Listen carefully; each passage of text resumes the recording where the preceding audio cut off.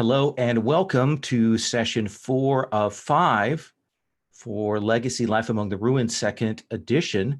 We are playing this Powered by the Apocalypse game of generational world building. We're doing it with a fantasy slight reskin. It's a very light tweak, but that's sort of our perspective. Since base Legacy has a sort of science fantasy feel to it, it's not that hard to lean harder into the fantasy side of things. A few term changes, but generally it seems to be working. We are today taking up, last time we had all family moves. Today we'll probably do families. We'll see if we can zoom in on some things. We're going to in a little bit assess some of the threats and some of the factions that are at play on the table. Before I get too far into this, this is part of the Gauntlet Hangouts. Gauntlet is an online gaming community that features podcasts. It features a blog. It features a forum. It features a monthly magazine. If you back our Patreon, I encourage you to check that out at gauntlet-rpg.com. So let's take a look at our map. So Sherry, the threat that you have is generally the jeweled spawn. Your faction's threat is we have still the present threat of the monsters. We had an age where they were significant and present. They're simmering in the background, though we saw them being utilized to take on the Elven Vikings. Yes, well, at least the most present of the ancients right now, which is a great giant manta ray dragon of sorts that flies and camouflages itself. Okay. So. And then, Patrick, I believe that the sort of the threat that has been boiling under the surface that has changed is the distribution of these of Melloc, this drug that removes people's need for poetry and song and celebration and all of that. Mm-hmm. And I believe that Melloc was taken over by another faction last time, right? No, I went and met with them for the first time, found out who was actually down there, and it's a splinter group from the map. Is it Dwerin Dwarves? Yeah, the Dwerin Dwarves, who came up there, found the entwined corpses of two love gods that were hiding under the volcano that didn't really work, and then started grinding down their bones to make their drugs.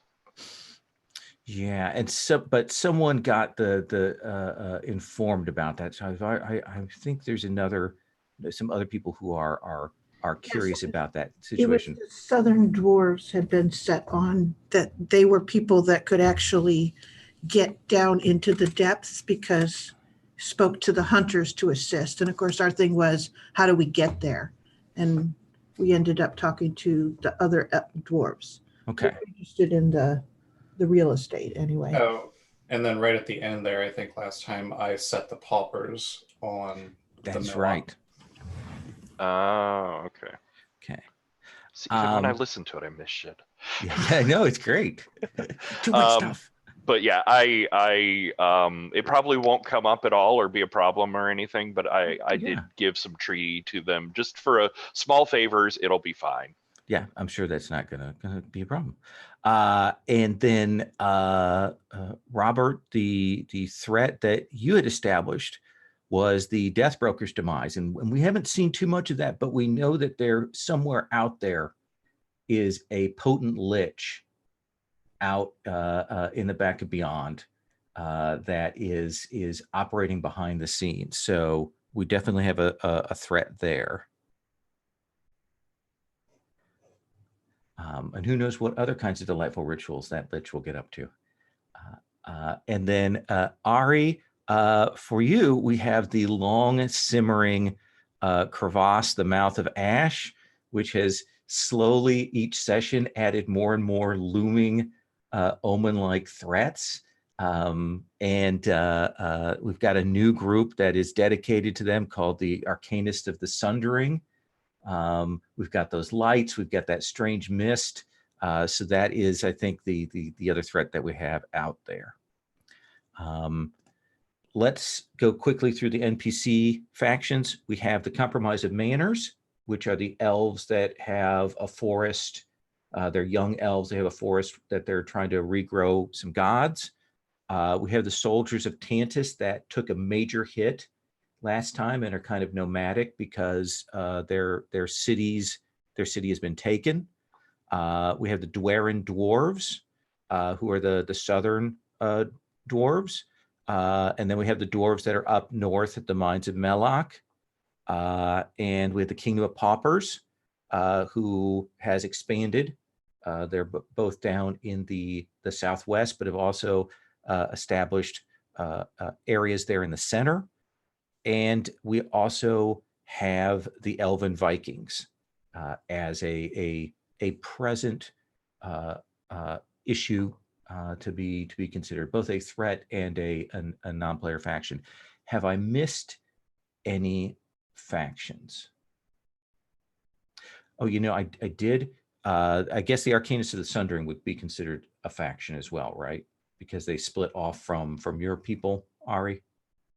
Yeah, that's right. So those are all NPFs that you can interact with as we go through today. So why don't we go ahead and let's start with a go round, see where everyone's at. We haven't yet done a turning of age. We have some things that may be on the table. I want to start with actually Patrick, because I know you talked last time about wanting to have a chance to interact with the crows. Like that was something off your wish list, and considering what you wanted to do there. So do you have a sense of a family move you want to do, either with the crows or not, or something that you think that your family needs to get moving on here?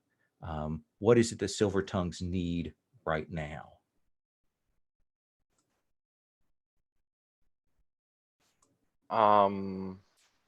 Let's see, Robert, can you remind me like what the crows were up to recently? I know they were around and helping a bunch of other factions. Yeah, well, they had a new city that then got taken over by the elves, which then got gifted to the paupers. So they were kind of, right now, the crows are sort of forced into exile in that tower under the perpetual storms. That's right. Oh, that's right. They went and found the like hidden tower out there. So they've not been up to much since then, other than setting the paupers onto the mines of Melloc and brokering a small deal with the elves. They gave us some sorcery, and we promised to call in or they can call in a favor with us in the future, which I'm sure will be fine. Mm-hmm. It'd be fine. It's totally good. Cool. I think seeing that tower that was fabled and is now actually found by someone, and also like coming to you with this horrible problem. I don't know if you've heard of it before, but there's this problem with drugs coming out of the mines of Melloc. So yeah, I think Kanta coming in and trying to find like some leaders of your family and bring them this problem that you already know about and see this weird city that you live in. So does that seem like conduct diplomacy? Because there are a couple of things you can get out of that particular move. Yeah, just let me make sure I don't have anything more specific in my stuff.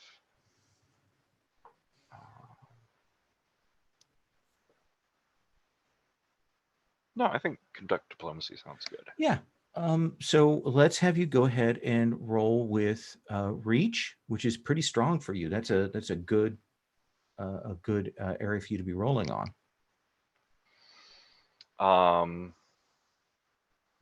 Just trying to look at what I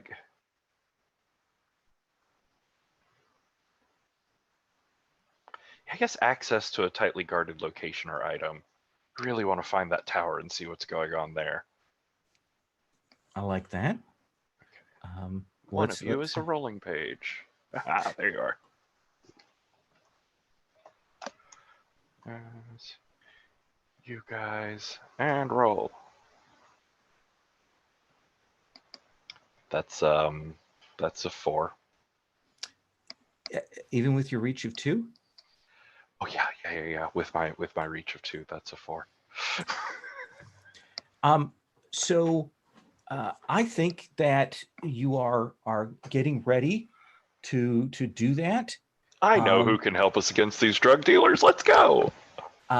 When you get a call from essentially a representative comes from the iconoclast dwarves. That's who they were called, yes. And they come to you and they say, you owe us a favor. We gifted you those artisans. We are beginning to see agents and infiltrators from these paupers. We need you to act against them.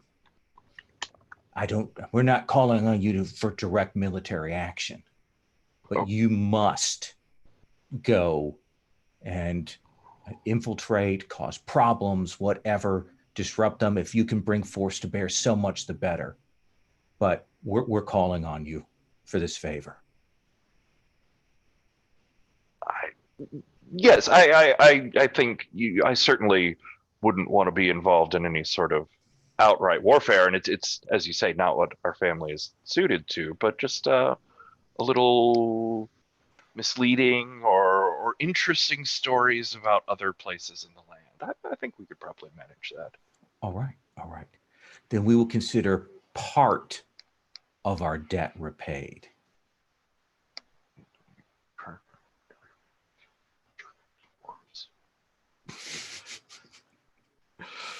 Let me ask you this. Now here are your choices. You could, when we come back around to you, you could do that. If you decide not to, then you will have to roll hold together. Gotcha. That's essentially it's that kind of thing. Does that seem fair? Yeah. Because I definitely don't have any treaty on them. Okay. Yeah, and you can reduce the treaty down to 1 that they have on you. Oh, well, goody. Yes. Since it makes a logical shift, let's come over to Terminus and the Crows. Terminus, what is the Crows' desire right now? What is their need? I think right now, well, I mean, they could use some kind of surplus, but really... And here's the thing is, you've got a ton of treaty on other people. Mm-hmm. And one of the big things on calling in a debt is getting a surplus from people.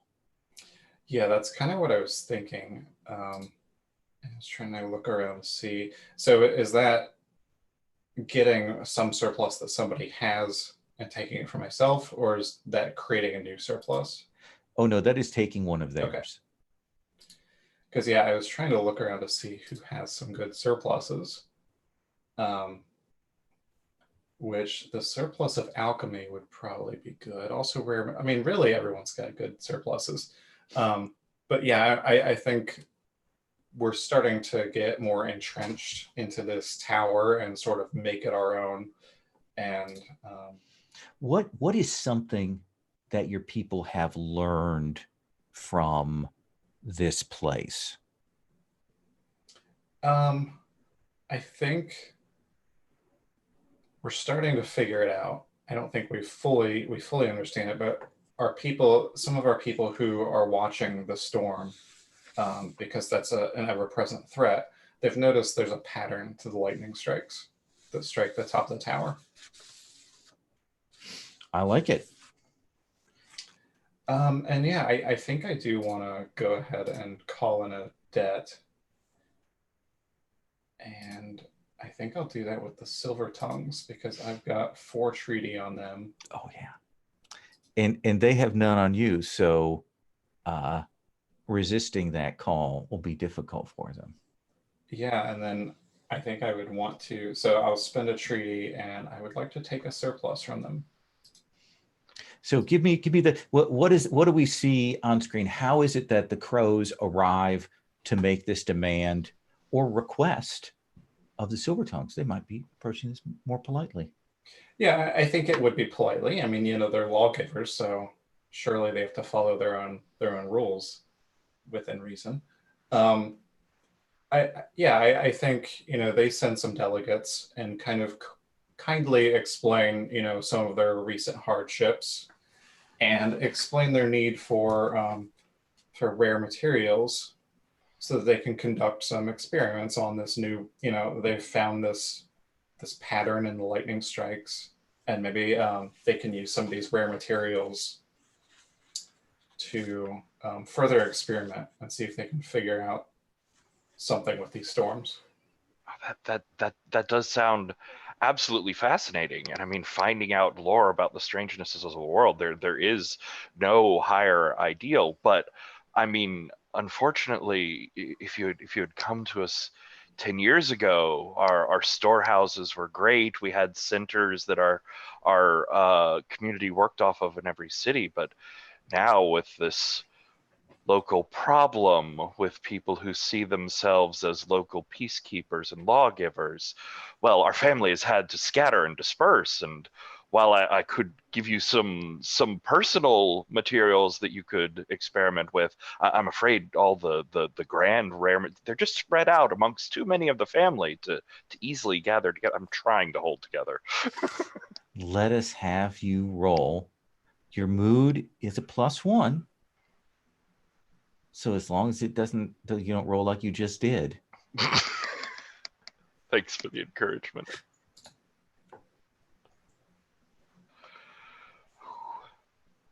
Well, I didn't. I rolled 1 better, but I had a 1 worse modifier, so it still came out to a 4. So Damn it. Let's see. What is it, crows, that tells you that they are lying to you? I think maybe I've noticed some of them, like some of these rare materials, like some of them are wearing jewelry made out of it. Like they're almost like openly flaunting it while saying they have none of it. And like just using it in very extravagant ways that shows they don't really have a lack of it. Yeah, that makes sense. And so I think you go away with that knowledge that they are definitely lying to you about that. And Silver Tongues, you're a little nervous about what happened. However, what you will notice over the next following few weeks is that more and more of your people seem to be partaking in Melloc. That Come on.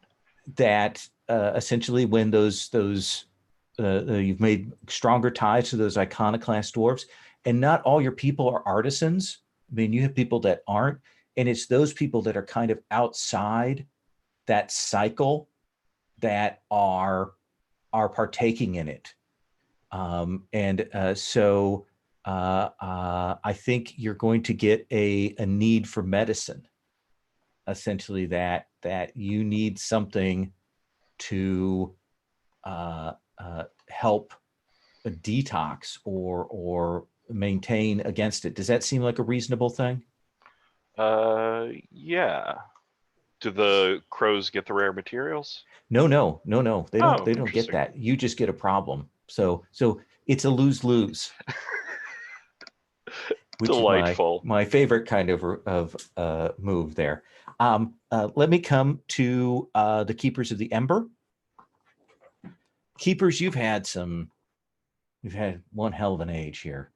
Splits and divisions and so on. And you have a city, right? You managed to take Tantus and push out those mercenaries, right? And you still have control of that sort of burnt and ruined city, but a city nonetheless, but at a cost, with your family splitting. So what are you invested in right now?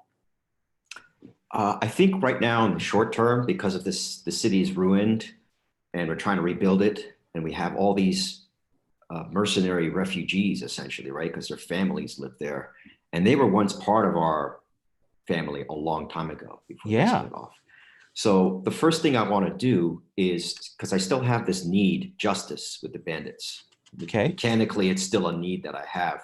So I think what might make sense is, for the leader of the bandits, we could have a meeting with him or her and have basically make an offer for how they can be reincorporated back into our people at a cost, so I can get rid of that need.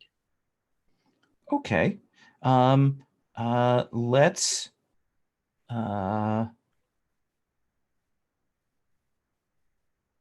let's look at that. Do you have any particular family moves that affect with this? I'm trying to remember. I you may think not. Find a surplus if we're just doing like a short-term thing to just get rid of the need, and I could suggest like how this person can help in order to get rid of that. Or if you wanted to make it something more like step by step, I guess it could be like a couple other family moves. Yeah, let me look here real quick. You mind if I tell you sort of what I was thinking long term? Absolutely. So the thing I'm thinking is we get them to agree to help so that they can get rid of this, they can get reincorporated back and rebuild the city with us in exchange for helping me to deal with the Arcanist and Sundering, the leader of the bandits. Does it sound like uncover secrets maybe to figure out how to do that? Or do you think it's more of a kind of a modified version of conduct diplomacy? Maybe conduct diplomacy. Okay. Yeah. Then let's have you roll with reach. Okay. To very quickly check my stats. What's my reach? 1. Okay.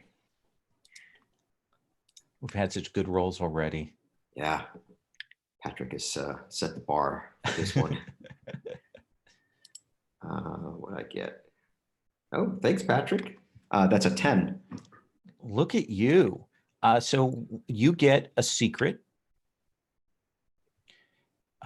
and you will meet with one of these refugees, these warriors. And again, remember that they were scholars before, so they are geared up in a scholarly way. They are not bulked out warriors. They are almost more like Templars or monks that have turned to this and turned to banditry. Okay, sure. So I threw out a random name. Bardas is the name of this leader. Bardas. And so what I'm thinking, so looking at this list here, is to get rid of the need. How do I remove need? Yeah. And what it maybe is that Bardas says something or offers something that we can forgive him. Now we have our justice back. And then he's going to offer, I don't know what, or suggest something. All right. Here's how I'll say that. Is he will say, you're split, you're divided, but you have moved forward, and we will throw our lot in with you, but only because you are the more forward thinking of the portions of our family. The dross has been cut. The fat has been removed. What do you propose, Bardas? And he says, mechanically, we tie that surplus, that need, to your progress surplus, such that if you happen to lose that surplus, then you'll also regain that need. Oh, let me see. So So you'll remove justice, but if you ever lose progress, then Justice comes back again. yeah, that they will leave. Oh, okay. At least for this age. That will change probably the next age, but at least for the time being. Does that seem fair? Yeah, cool. So I can remove justice now. Absolutely. All right. And they will join up with you. The Spears of Antaeus, you have maneuvered, you have done decently well. You're at a mood 0. Had a lot of surpluses, but a lot of needs. Yes. And saying that we have maneuvered seems a little bit much. We've tried to help our neighbors. We've tried to stay alive ourselves. This is what we have done. So we have been nothing if not neighborly.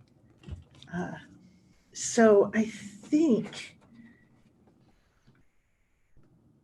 You have a lot of secrets, by the way. I know.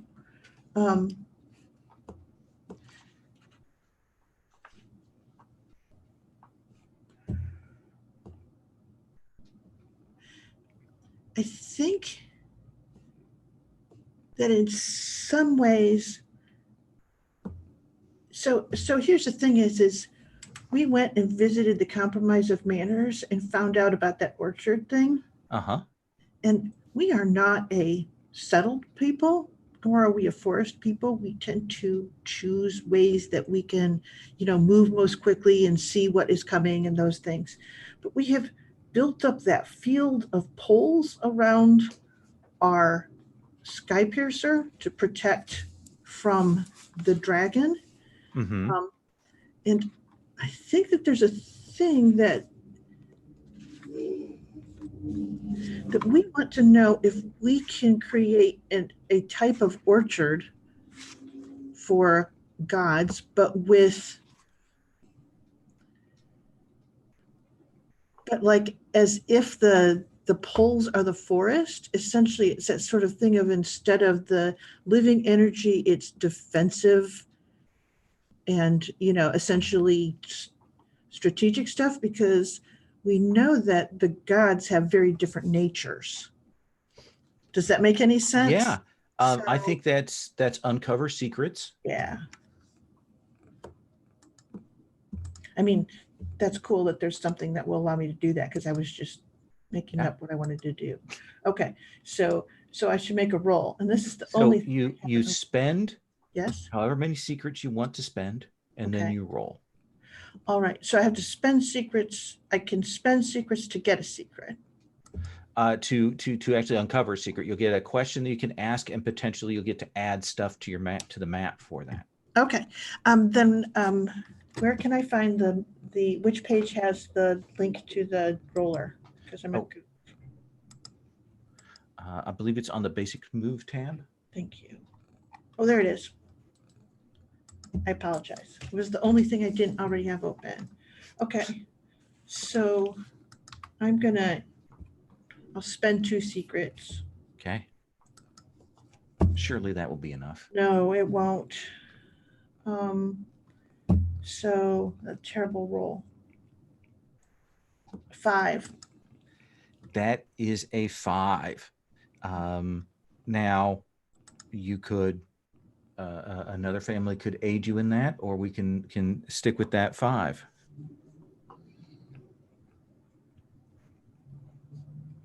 So Okay. I think that your people go to deal with that, go to speak with them, and as you do, you will see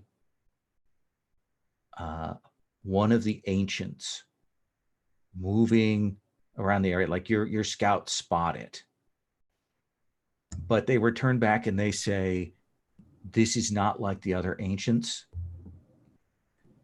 It looks like it is the corpse of one of the beasts that we slew ages ago. And it seems to have been animated. And there is a horde of undead moving alongside it at its feet. Okay, that's horrible. Suppose. Okay, I accept that. That is an awesome story. Yeah, and they say it is very clearly coming our way. All right. Then we will have to circle the wagons, the wyverns. The wyverns. Okay. Sorry, where is this on the map? Where is this on the map? Where they're headed? So I think they are headed to the Spectral Pass, because we know that I believe that's where you set up the god stuff. So imagine it's north of the mountains, and is headed for the Spectral Pass. We have our Lich that has animated one of these kaiju, and is bringing that to bear, because it's hungry. Let's come back to you,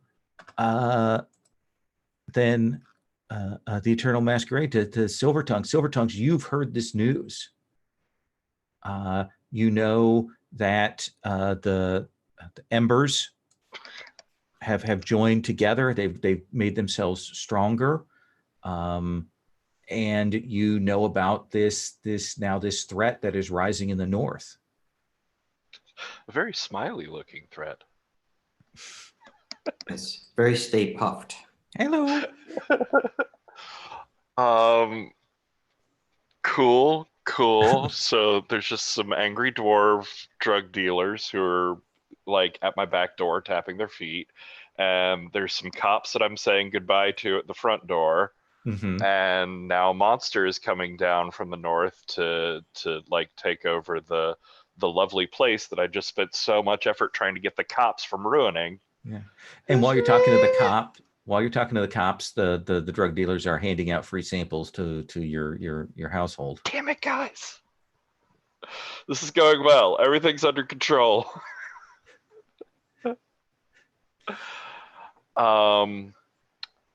Well, I recently went and had some actually successful diplomatic meetings with the Spears Vanteas and convinced them of the need of safety or defense for the nest site. So I'm just going to assume that it being a behemoth kaiju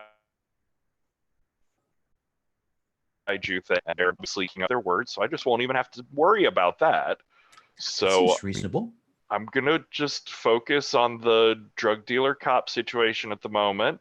There's some narcs out in the neighborhood, and I just need to lead them the wrong way. So what are you gonna do?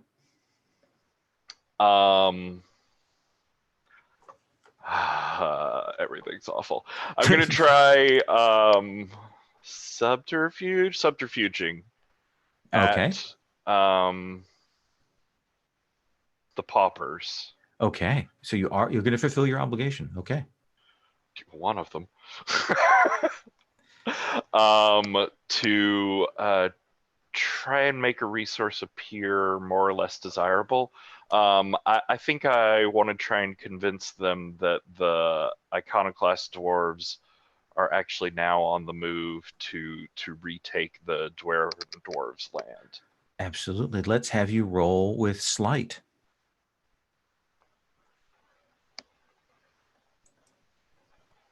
Am I back? I'm back. Yay.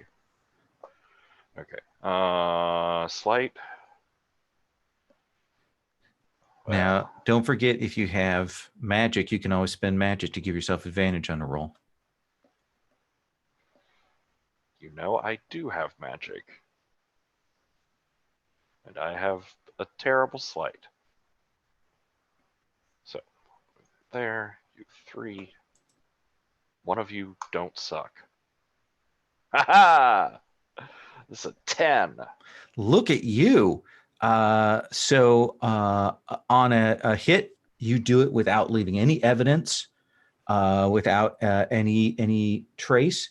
What is the result that you want? You want them to begin to see that the mines are not what they want? Yeah, this faction has for the most part like abandoned the mines. I mean, there may be some like farmers or local like independent miners who are still like wandering around that area. That may be why you see people there. But no, those iconoclast dwarves, like they're on the move underground. They're going after the Dwarens. That's probably where you need to look for them. Okay. So yeah, I think that you will they will begin to realize that the operation to do that is probably outside of their strength, their skill, and that they will have to rethink their approach to that. What is the magic that you bring to bear? I'm just curious about that. How does that assist? So actually, I'm gonna I'll roll a couple of things together here. Okay. But I think it's that the voice of the icons, where I tell a community stories about their champions. So I tell them this story. The paupers, you know, they weren't always the paupers. They weren't always just holed up in their little corner of the land as merchants. They used to be spread across everywhere, and they had these great like internal military police forces that they used to protect their sources and their caravans and stuff like that. And they were once feared as a legitimate military strength, and so they shouldn't be afraid of this little sub faction of dwarves. Like they have a history of this sort of heroism in their blood. And so like I'd try and give one of them the anti-hero role to go off and like Sure. take this thing. And I think I do this in a big like we've set up this large outdoor like circus tent thing, come in, and there's just this like low hanging sort of purple mist across the whole ground that as Kanta is up there telling the story and has like a chorus of people back behind them, these forms and these heroic figures of the past come like forming up out of the mist to awe and surprise them there, and they just eat it all up, even though most of it's lies. Nice. Crows, let's come to you.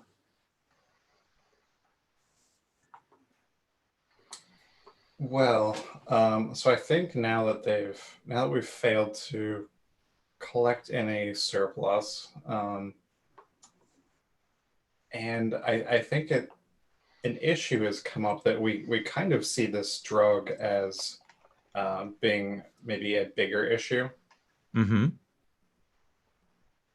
So I think I want to do subterfuge. The goal is I want to sabotage the mines of Melloc to somehow cause a massive, cut the volume of it coming out.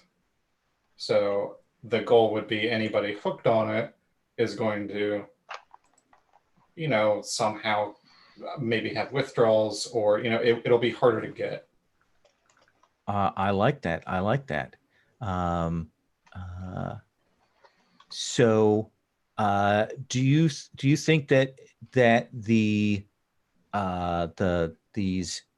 Melloc, do they fall under the dwarves there, the iconoclast, do they fall under the terms of your laying down the law?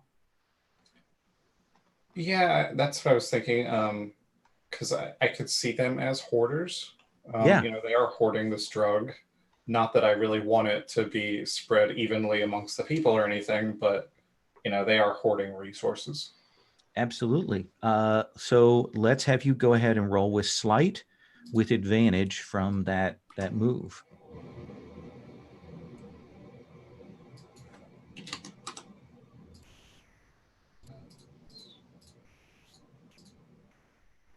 Okay, so that is a 10. That is a 10. So is that you sabotaging their drugs? Yeah, I think so. I think we send in some of our more some of our spies, and we just go toward sabotaging. How do you sabotage it? Is it destroying the distribution chain? Is it poisoning the supply? Is it releasing those gods? What do you think that is?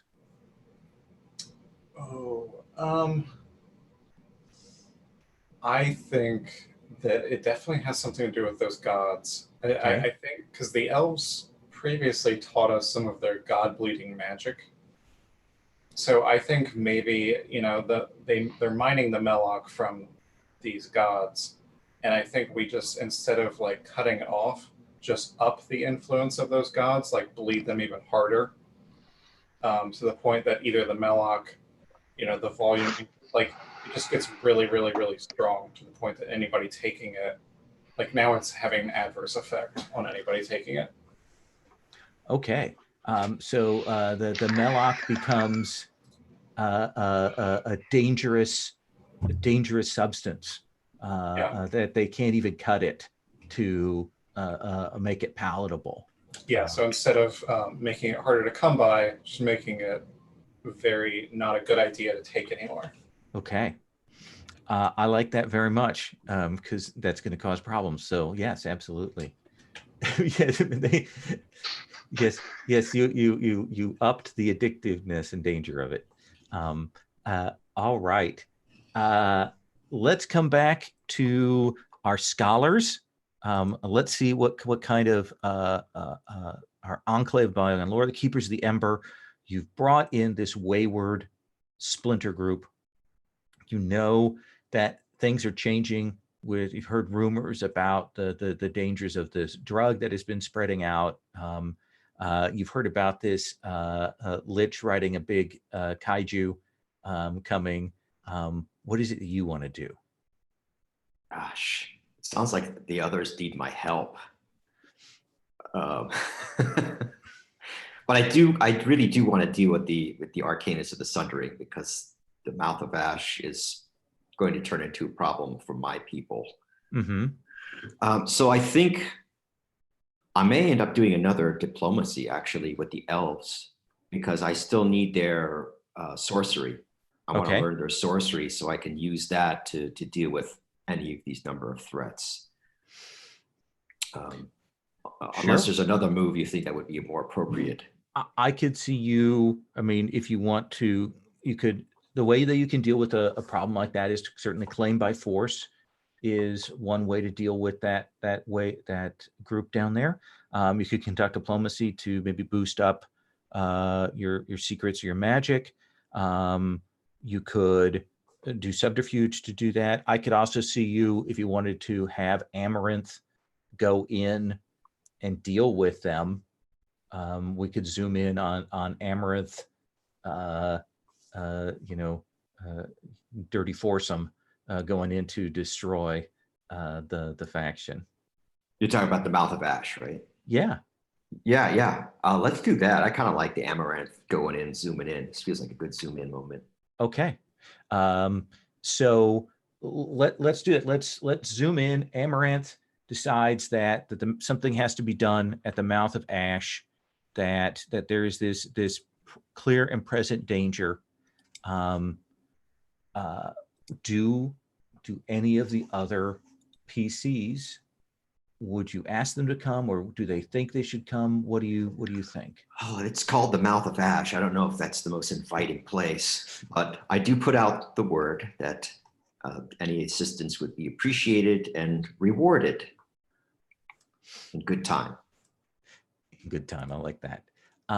So would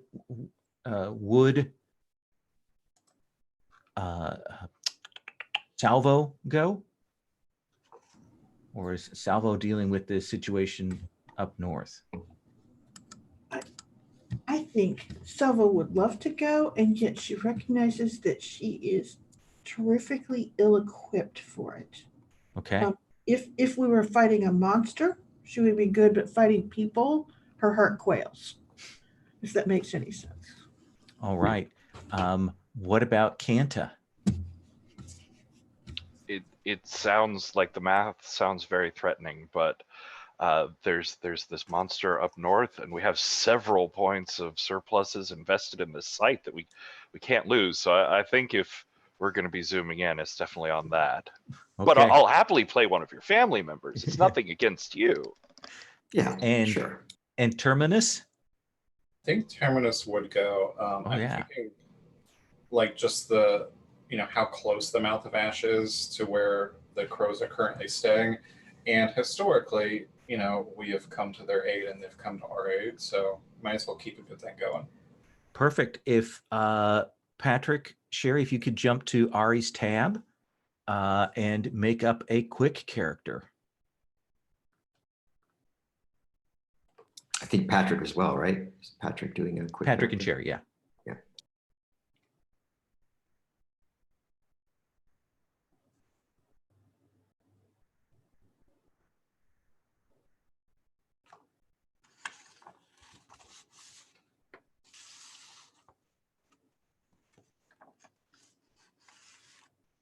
I'm going to step away for just a moment. Okay.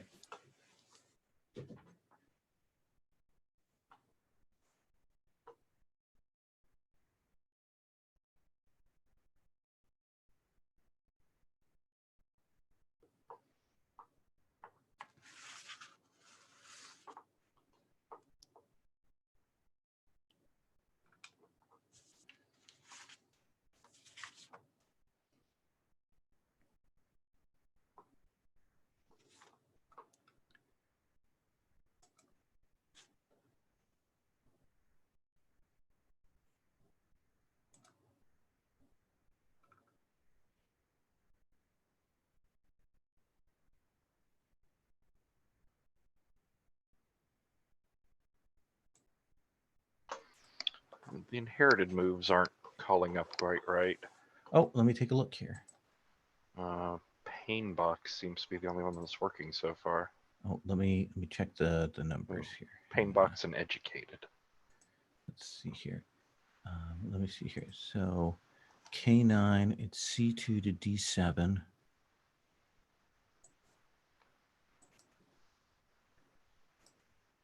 Okay, let me go all back over there. K9 to D7.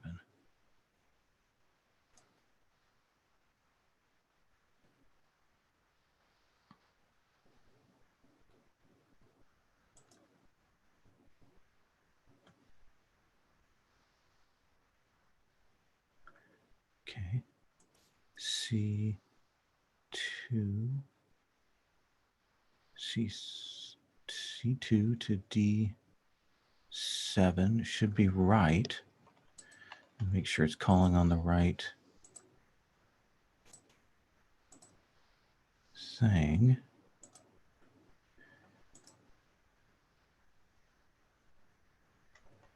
Data, exclamation point, C2, D7, false. Not find radio rig in the VLOOKUP.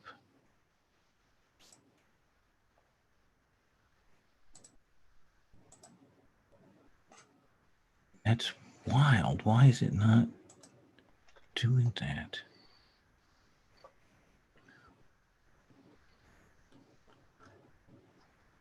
Are these spreadsheet woes? Yeah. Yeah, it looks to me like it ought to be doing it right. If you need to check those, I've revealed the data tab, and you can go there. It's in columns C and D of the data tab. And I don't know why it is not reading that right.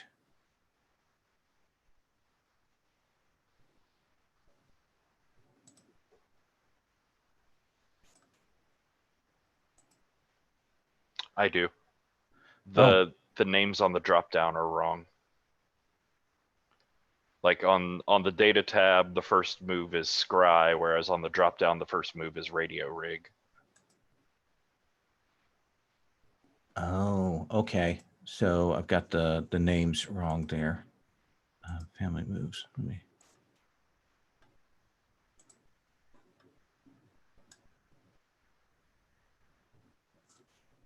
Oh, if I'd actually read, I would have realized that that was the issue.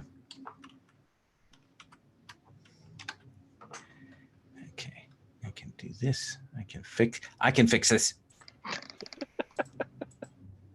Okay. Data validation. Here we go. List of items.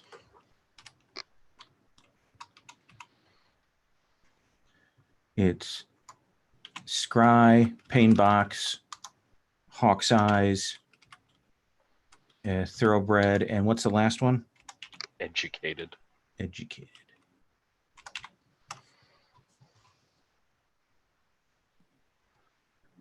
Okay. See if that works.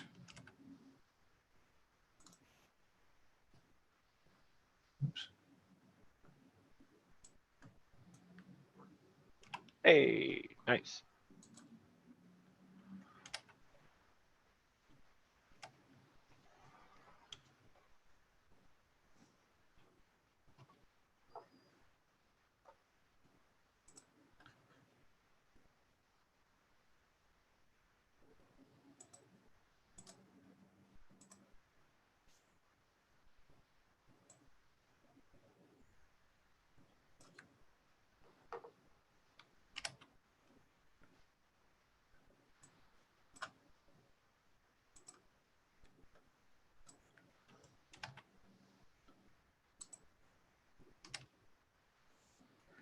Okay.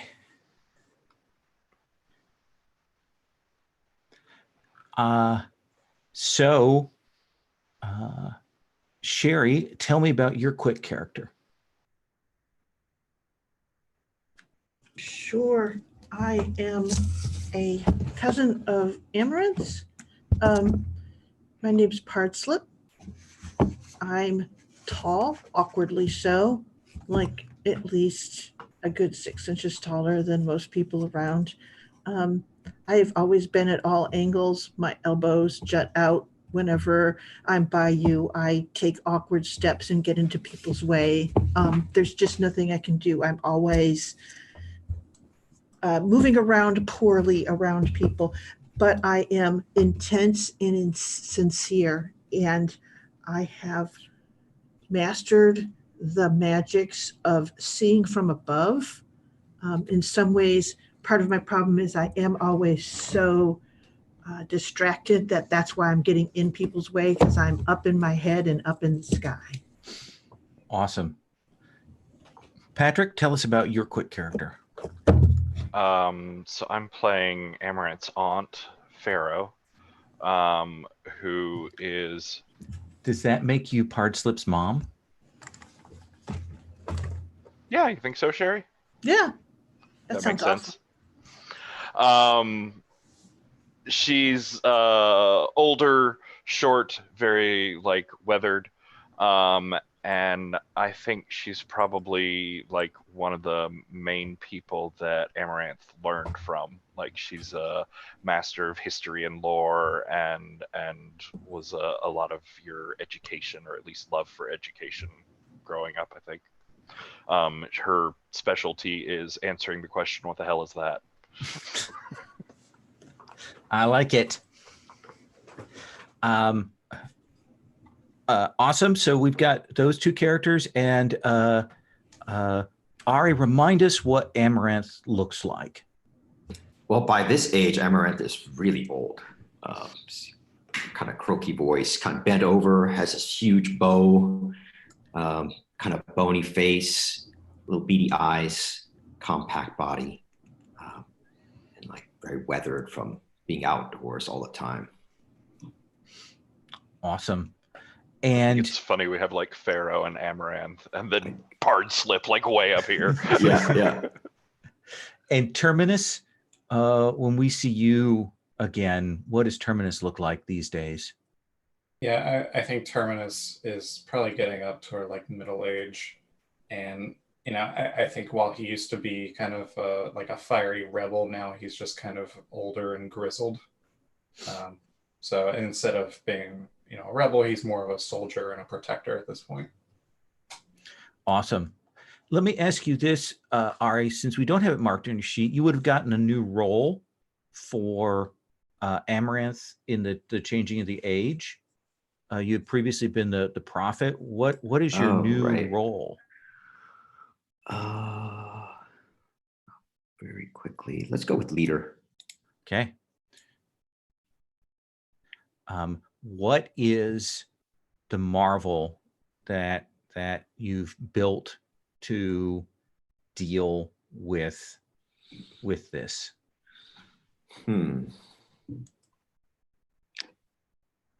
Dealing with the mouth of ash, right? Yeah.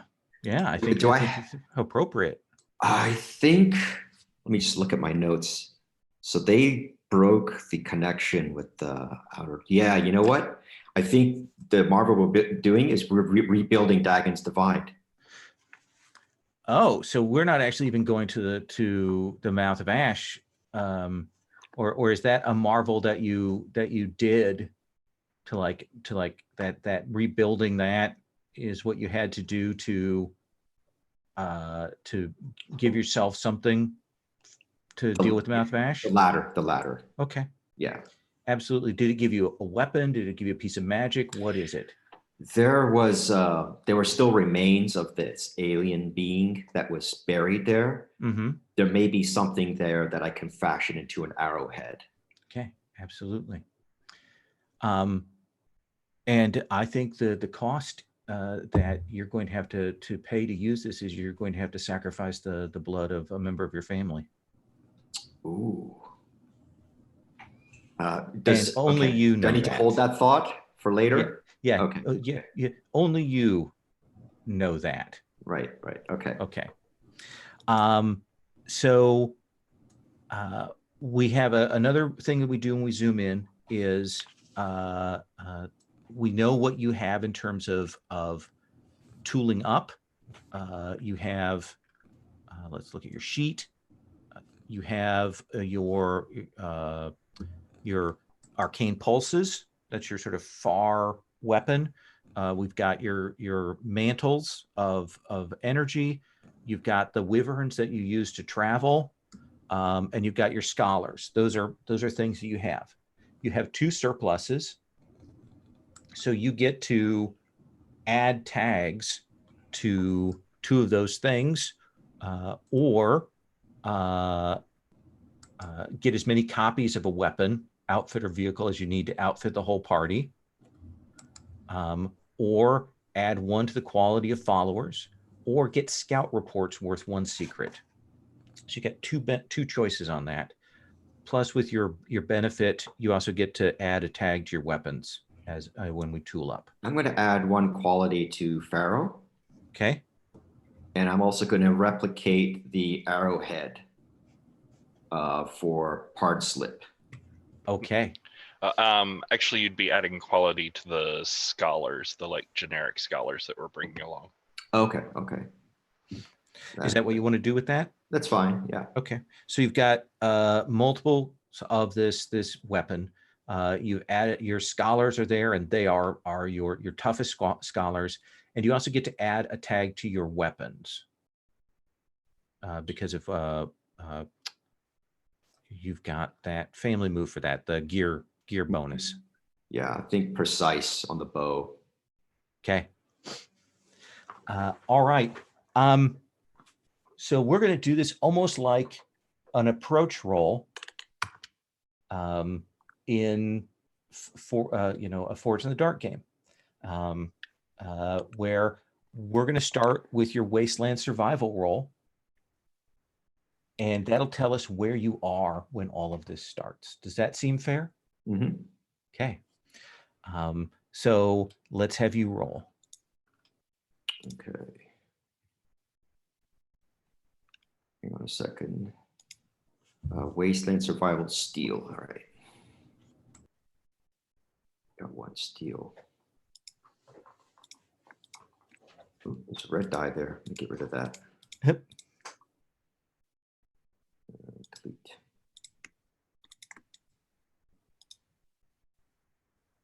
That's an 8. That is an 8. So you will be able to navigate. You're going to be in kind of a precarious position when we start, but I need you to pick one of those things. You lose something along the way. A member of your group is hurt or sick. an obstacle or threat is blocking your way back. Let's go with number 3. Okay. What is it? Let's see. I think that to actually get to the mouth of Ash, you have to pass through the gates and the barriers that the Arcanists of the Sundering have put in the way. Mm-hmm. And these are magics and wards and things like that. They have clearly been drinking the magic and listening to that voice that comes from the mouth of Ash. And they have built these things. And while you're able to move through those, you know that you have tripped them enough that you will not be able to come back this way without facing the Arcanists. Does that seem fair? Yeah. So we know that the mouth of Ash is a canyon, a great crevasse. We know that there are lights that drop down from the sky into it. We know that there's this horrible mist that lays there. And we also know that there is a dangerous magical voice that speaks to people and makes them promises. So when we come in, what is the terrain around us at that point? And let me start here with, let me get to the summary page. Let me start with you, Terminus. When we first come in with this group, and it's you 4 plus a group of scholars, you've made your way past these wards, you're at the entryway, but you know that things are aware of your presence. So what does the terrain look like? I think the terrain, like, it's kind of rocky and sort of unsteady. And I think there's like small, like, not necessarily like sinkholes, but, you know, like very like deep holes in the ground where, you know, we're kind of dodging around these, and it's hard to tell how deep they go. It's almost like this mist and this force has begun to eat away at the earth itself. That it is kind of crumbling and decaying as you move through here. And let me ask, Pardslip, what's the effect of the mist as you move through it?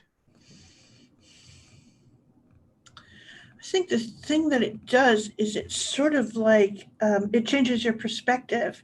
So like when it's just light, it's like you're seeing as if you were 2 inches over to the right or the left. It sort of shifts around. You're not where you think you know, essentially what you're seeing is not where you are. There's a sort of weird bending of the light. As it gets deeper, it becomes particularly disorienting because it might be as if you were looking upward or something. It's almost like it's tilting your eyes, but it has some sense of how the light, it's a very, you know, Parslip's trying to figure out what it is that he could use to describe it, but it's very much that where you think you're looking is not what you're seeing. And as you move forward into this canyon furrow, you do see some living things there. What lives here?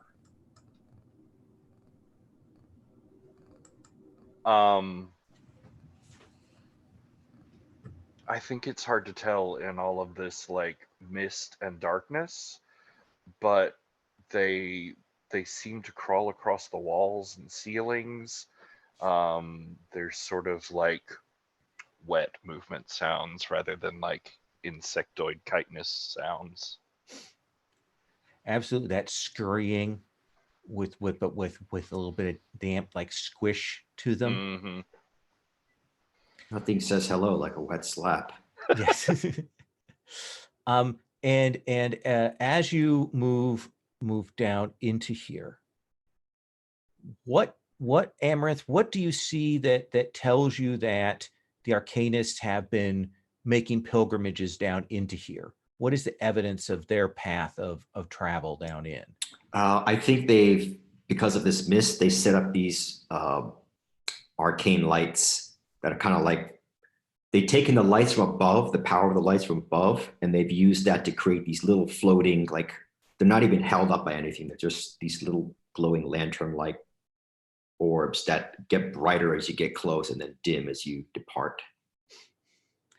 And you use them to guide yourselves, and as you've been moving along, you can tell that you have drawn more and more of these movement. These living things have kind of picked up. They stay at the edge of your vision, back behind you, and sort of are pacing you, and now more like a pack than anything. And it comes out of the mist suddenly, like you've been walking along. There's the kind of obscureness, and then you step forward, and it's at that point that you see this pyramid, like a ziggurat. It's not that full smooth pyramid, but it is that stepped pyramid that looks ancient, and you can see that there is movement across the face of it, not human, that are kind of moving along it. There are a set of great stairs going up to the top, but there's also entryways around. And those stairs are like, not the stairs of, oh, we're going to walk up, but the stairs of, oh, we're going to have to haul ourselves up to get up each step. So tell me what the reaction, what the scene is like at that point then. Amaranth? So the scholars are kind of spread out behind us, kind of examining what we've been able to pick up so far. The rest of us are kind of like, I think of taking my lead a little bit from Pharaoh, because I want Slip to really take a lesson from this, from what we're doing. So we're kind of like exaggerating the procedure for how to approach these creatures. But I think at that point, I'm going to try, what are my moves? Okay. I mean, it depends on how much of these creatures is visible to me. If there's really not much except for their tracks, then maybe Hunter's lore. But if there's more, you tell me which one, and we'll figure out the fiction from that. I think we've seen enough of these creatures now that maybe I can try to size them up a bit. Okay, let's have you red and tooth and claw. Yeah, roll with force. Okay. And, I think you said, since you have you and Pharaoh are sort of working together to model things, I think she's there with you and like pointing out signs that these things have left behind, and bringing up like maybe tomes that you had forgotten of ancient lore. And I'd like to give you advantage on that. All Excellent. Right. Okay, so I've got 1 force. That's +1, and then I get an extra die. And one of my dice disappeared. Oops. Okay. Yeah. Just delete that. Start over. All right. D6. 3d6.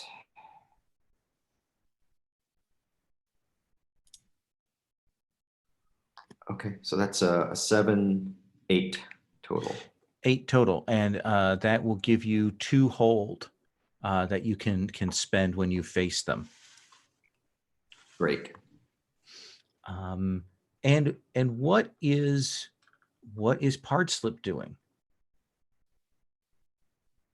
I think Slip has that sense of, like, I guess we're down in here. Is the sky, I mean, like, would this be visible from above where we're at, or is this completely? Yeah, I imagine it goes down deeper, so you're probably looking down onto it. All right, and I think he's casting up to the sky, to where things are clear above these gases and this mist, to get a sense of the layout and of what's really going on down here. Essentially, those glimpses of the architecture that appear to the sky that is always watching. So I essentially want to use my hawk's eye move. Yeah, let's have you roll Wasteland Survival Okay. to find a path forward up here to the pyramid. Okay. Let's just so.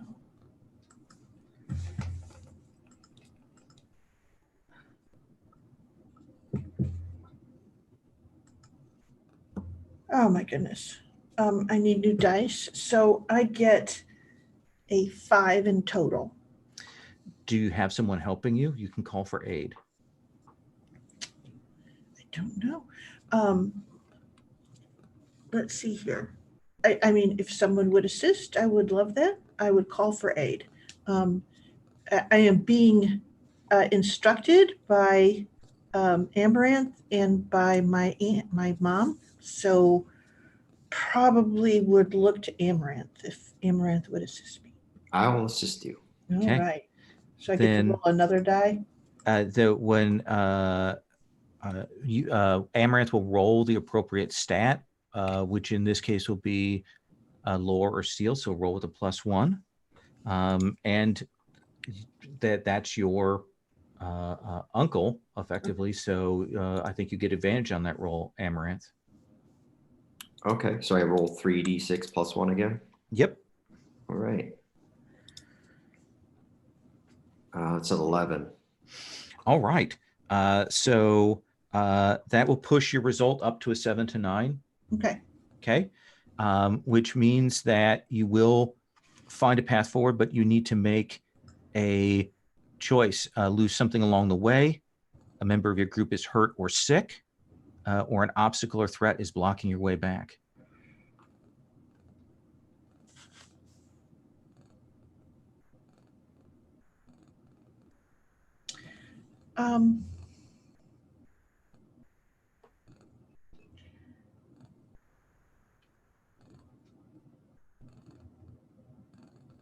Let's see here. I think that I have a weird thing of like I can take harm to roll a thing with advantage, and essentially I would take harm is what it is. I will Okay. lose the level of harm. I'm drained because I have to fight something that's in the way. Absolutely.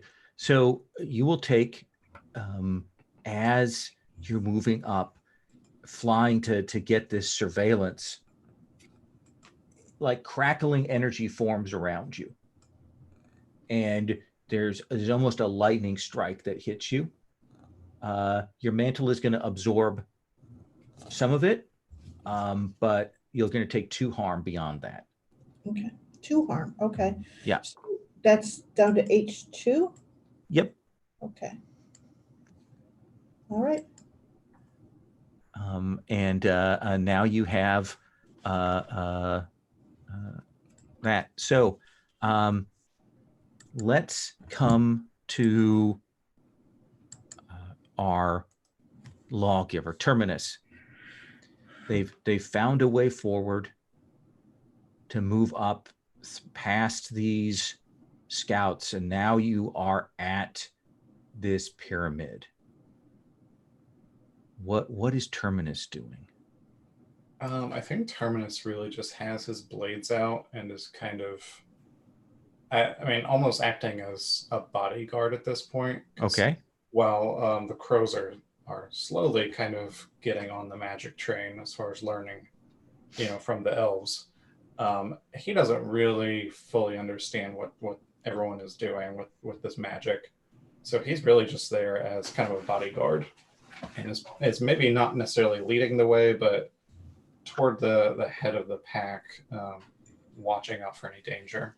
So do you think when these things finally swarm down, that we see you at the front, holding them back? Yeah. I think if they start swarming, then he would definitely be. And these are massive geckos, like leopards, spotted geckos, black and orange, and they they swarm down on you. And when I say massive, they are human-sized. So let's have you roll your holding back the tide.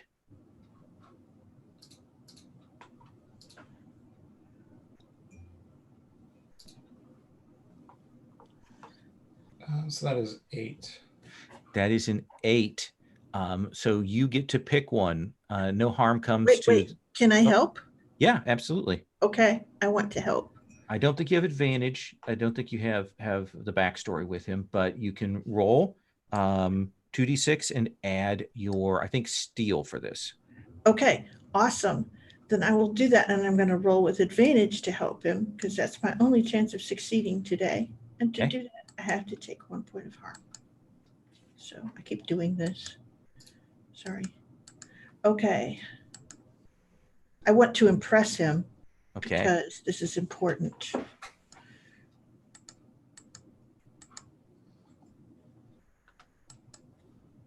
Okay, so I get 11, 12, a 12 to assist. Holy cow, look at that.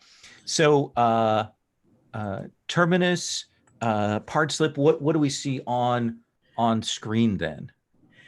I think essentially, definitely that Terminus takes that lead, and I have a bow, and as soon as I understand what he's doing, I kind of put my all into it, and I am picking things off as he hits them first. I'm finishing them, so it's just like every swing of his is absolutely finishing. But I have to essentially, when I finally do hurt myself, it's because I've been backing up to get a better thing, and I trip and fall and slide down one of these, blocks and smack myself up.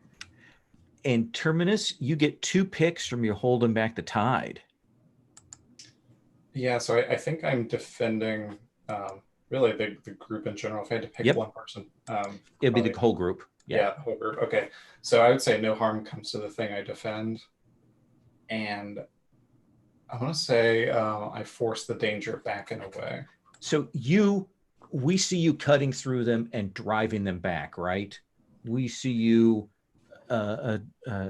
doing that, but you're the one who gets up in the middle of them and will take some harm. You've got your robes, but you also have, I believe, if I recall correctly, you have mantle, right, Ari, for your gear, your fields? I believe so. Yeah. So essentially, they can extend their energy to you a little bit, and you will only take 2 harm then. Okay. This is for Terminus as he does this. Okay, so I take 2 harm now. Nope, Terminus does. Terminus does. Because Terminus is the one leading this forward. So Terminus, is your weapon blade? Is it gun? What is your weapon? Yeah, I think it's like basically 2 blades. Normally the crows are using these like assassin blade type things, like attached to their arms. Okay. So we see you all Assassin Creedy, doing the flips and cutting through them, and these things fall back. You have a chance to forge a path forward as these things are driven to make your way in. So I think that would either be Pharaoh, ironic, a pyramid, or Amaranth that would roll that forge a path. You want to go for it, Pharaoh? I'm cool with that. Sure. Forge a path. Roll with force. All right.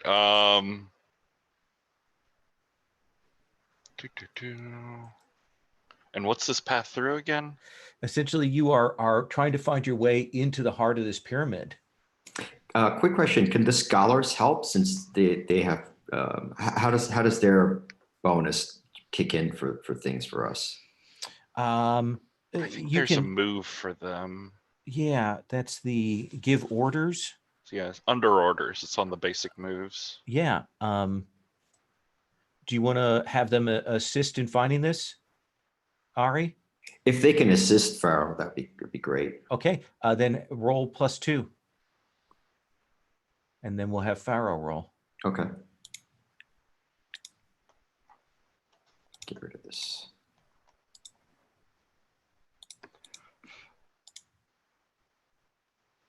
Uh, 8. Okay. So you have to choose one from under orders. They fall short in one aspect. There'll be unfortunate consequences, or it costs them their quality drops by 1. Let's have their quality drop by 1. Okay. So we see that thing where you're moving through the labyrinth, the puzzles, and every once in a while, one of them's like, I think we need to go this way. And then that's when the trap hits and we lose a few of them to the course of this Indiana Jones or Crawl style in the course of the travel in. Pharaoh, you get advantage. Nice. I will need that. You guys and roll. So that's 2 best is a 10, -1 is 9. That is a 9. Are you assisting, Amaranth?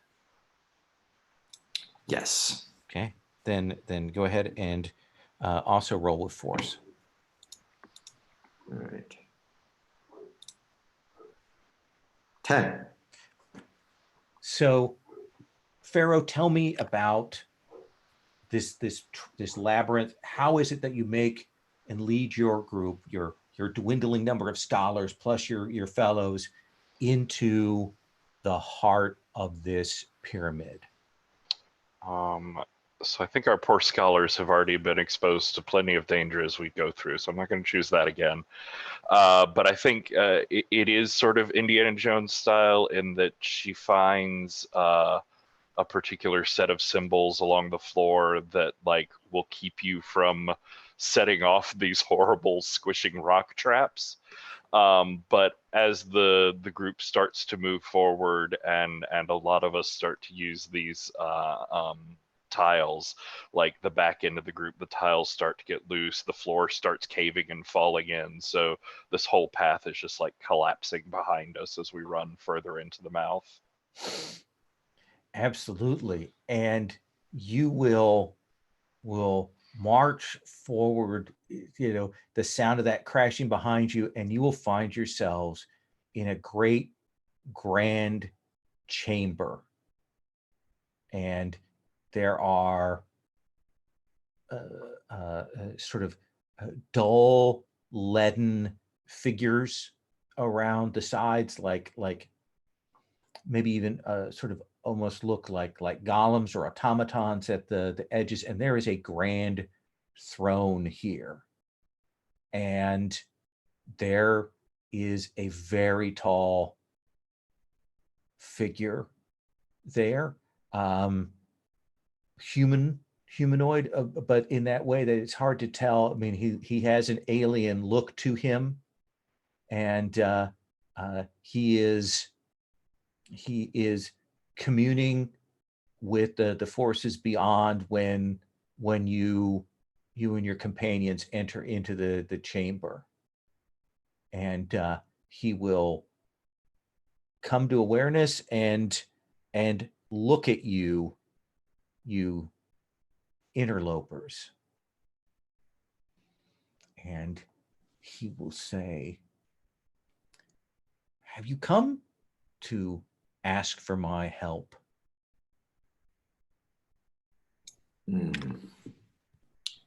That would depend on the nature of the help. I can help you rebuild your world. We're already making such good progress without your help. See, you do not know, you do not understand that there will come a time when they will no longer let you make that progress.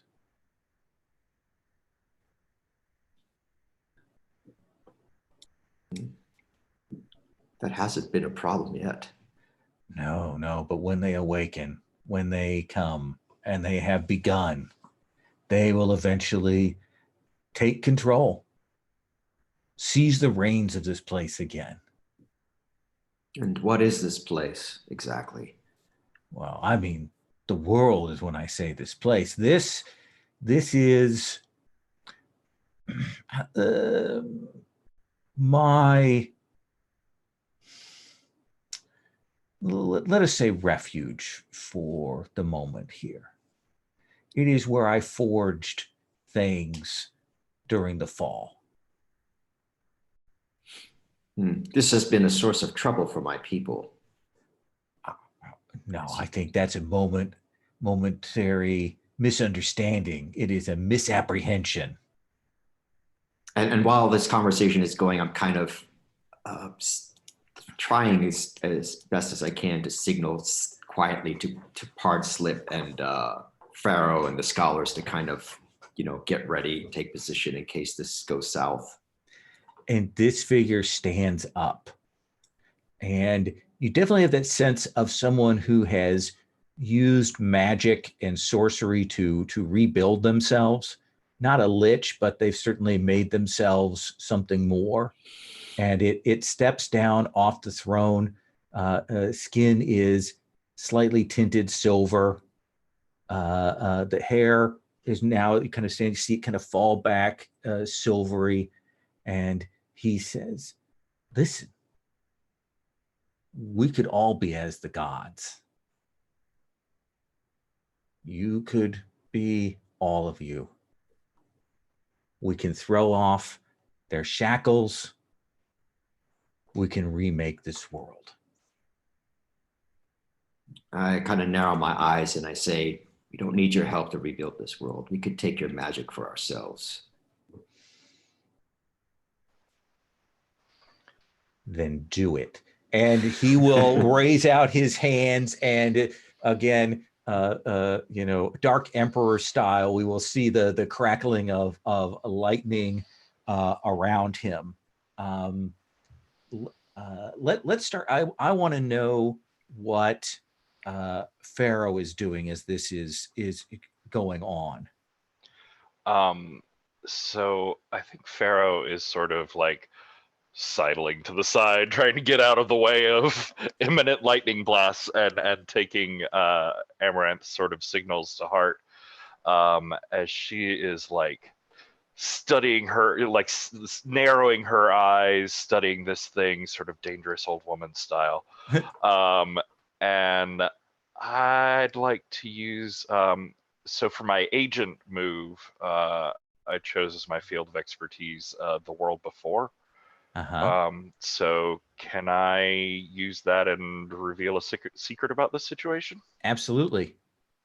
I think the secret that she reveals, and her eyes are narrowing, she's staring at this figure, and without meaning to, she just says out loud, Prince Kamut, which Amaranth, is one of the lost founders of the Keepers of the Ember, one of the progenitors from before the fall that the house looks back to.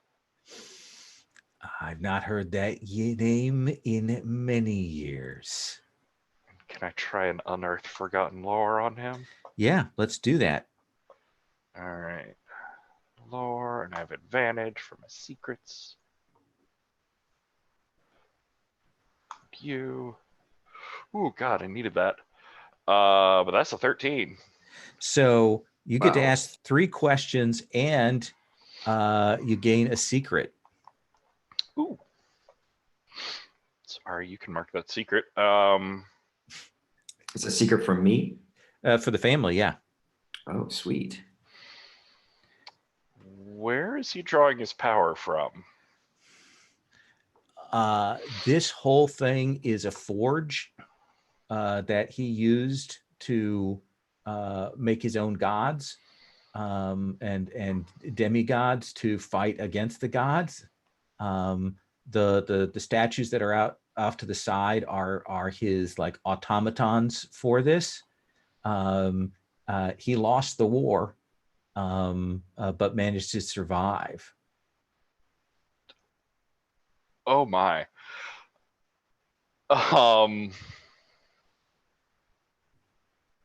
So this like engine, this power that he's drawing from, this sort of like god forging, is that inherently a wonder or a horror? Oh, it's inherently a horror. So it's Given not what just you've something seen. that he's twisted. It's It- broken it- from it the is. beginning. Yeah, and we've talked about the God bleed and so on. This is one of the sources that caused all of those problems. What's your Then last question? I think the last one would be what dangers is it hiding? What are we not seeing here? That beyond these statues off to the side, the building itself is an automaton.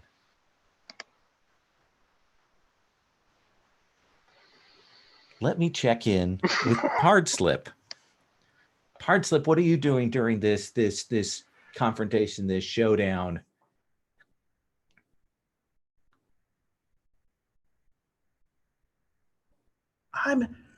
I'm concentrating so hard. I'm not even listening to what anyone's saying. All these adults, they're all talking, and I can already tell what's going to happen. And I think I'm totally trying to figure out what it's going to take to kill this guy. I'm all red in tooth and claw. This is the only thing that I can do to help these people.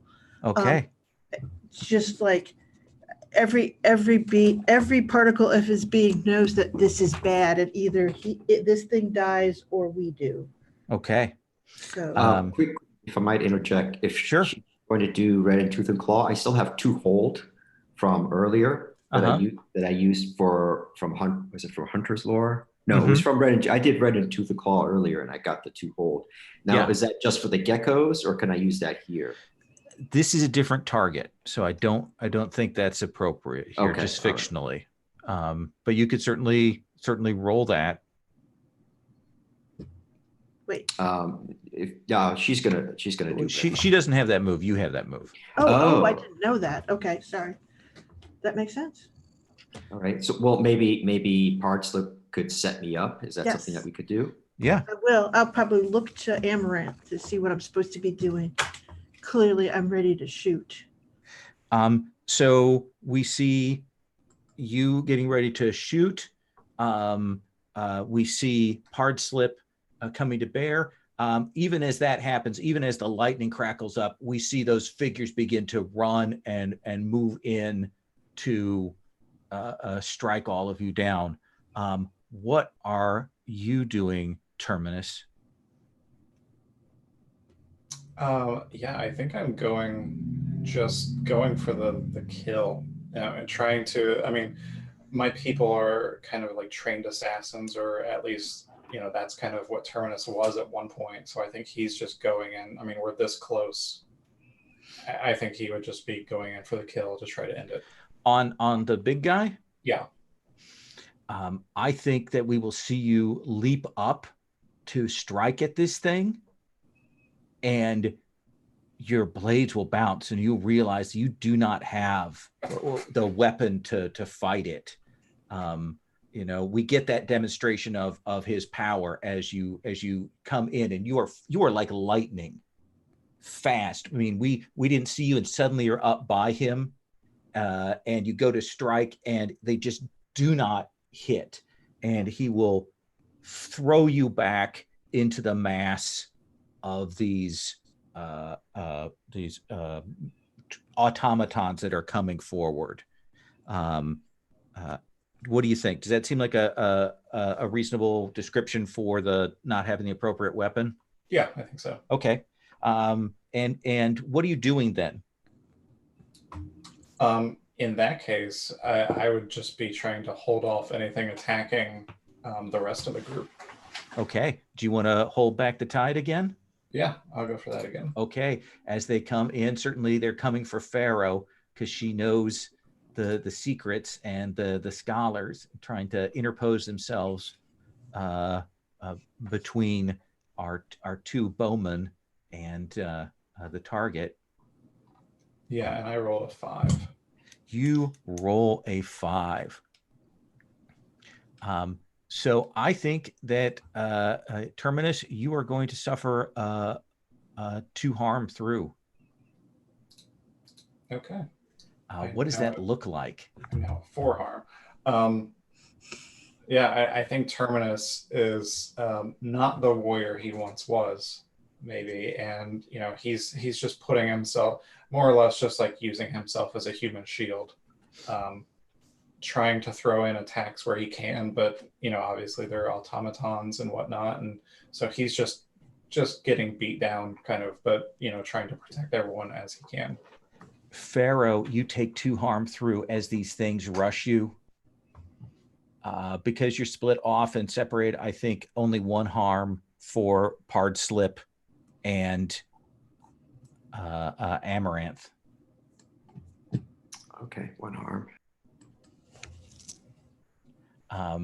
And we see these things, Pharaoh, they rush forward, they go to grab at you, to tear at you. The scholars are shouting, trying to draw attention.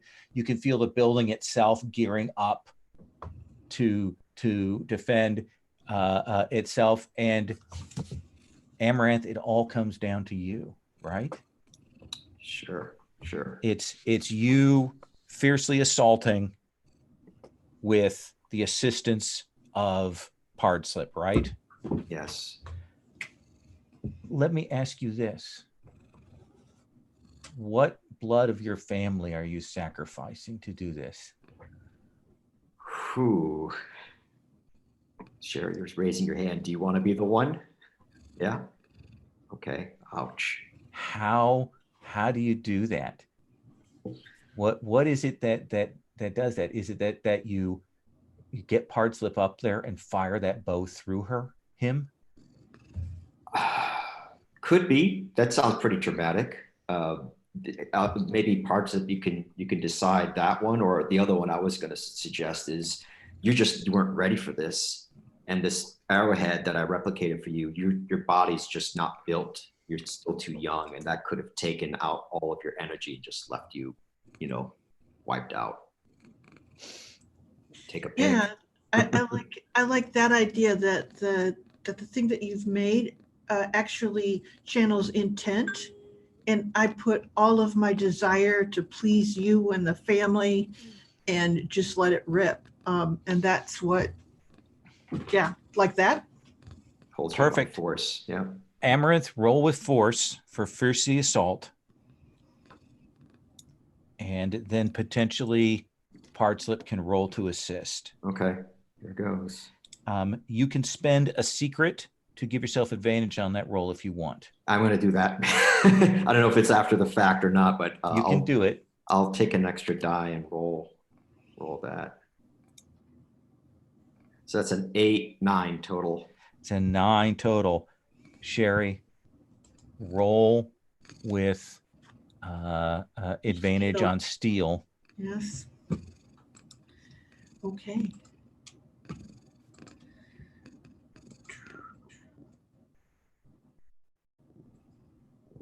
Oh, I fail.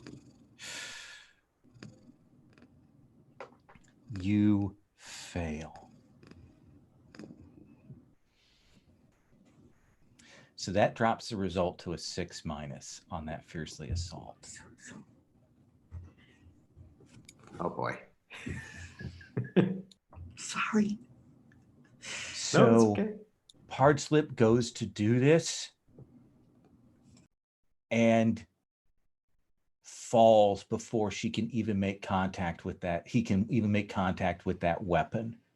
And we see this figure reach out as Pardslip falls and just snap Pardslip's neck, drop the body to the ground, and gestures and deals another 2 harm to you, Amaranth, with this, and sends that second arrowhead, the extra one you made, scattering across the floor. Oh no. And he begins to walk forward and he says, "Your toys mean nothing here. He's carrying Pardslip's body as he walks forward, like he's going to beat you to death with it. Pharaoh, what do? It is all gone horribly wrong. Yeah, that's the perfect time for a terrible idea, which is exactly what I have. Okay, what is it? Can I see something that would count enough as a relic of this machine that I could try and unleash power here? Sure. Because Sure, you talked I like about that.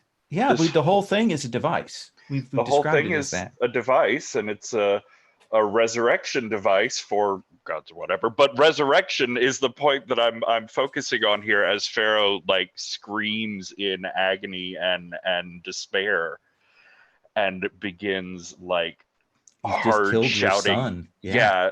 chanting these like ancient mythic words as runes and power in this device start to focus in on her, and she tries to unleash it on her poor dead son.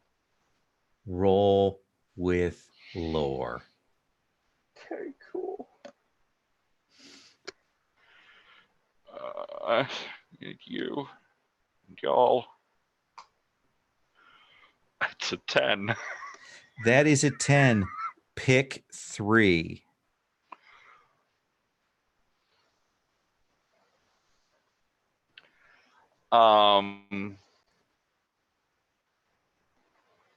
The relic does exactly what you wanted. It can be used again, and it doesn't rouse other relics in the environment. Okay, but you don't avoid the device's side effects. Nope, not even at all. I think that you will take his death onto you.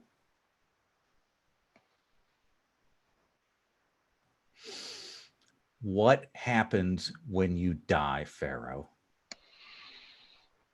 Oh, let's see, there's a thing. You've got that under agent. Yeah. When you die, reveal your mission's final step. If the party does it, the mission succeeds.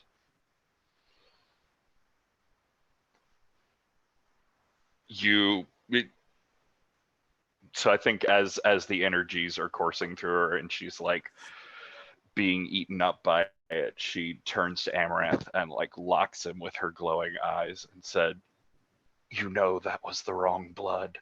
You know whose blood this takes. It was always you."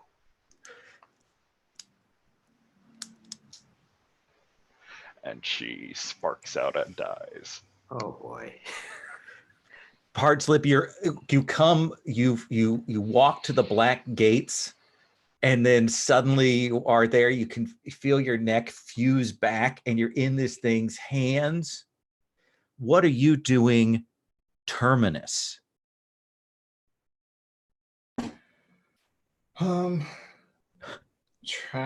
So this might be a crazy idea.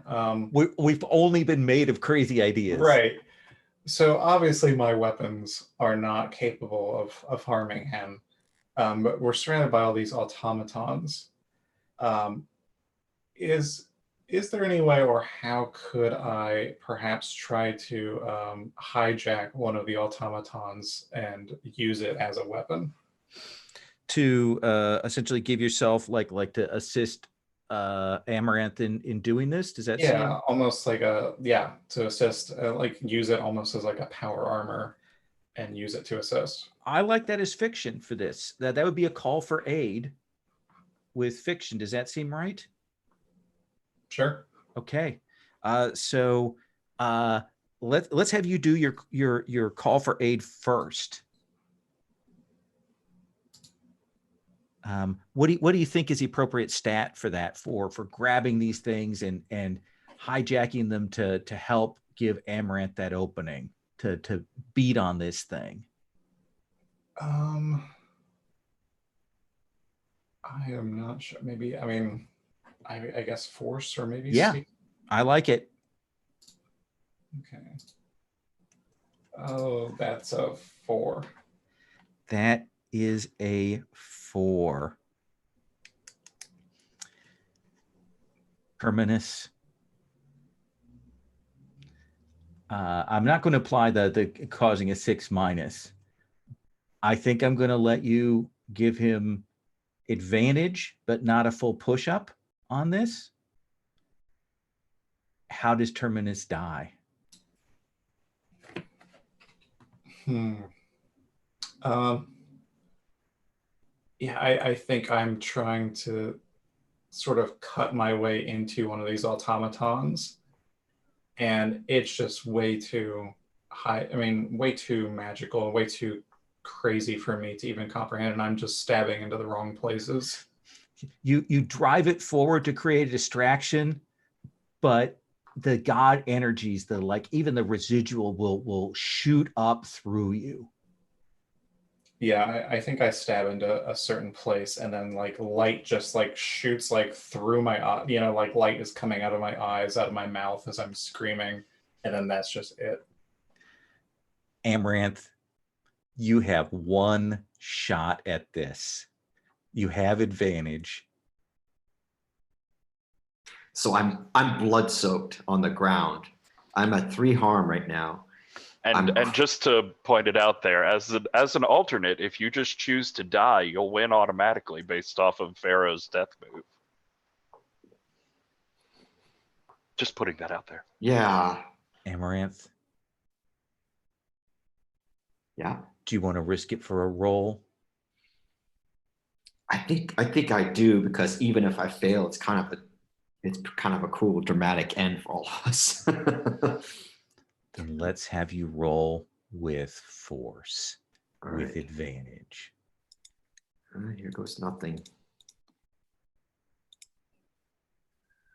That's 11. On a 10+, you choose 2, and I choose 1.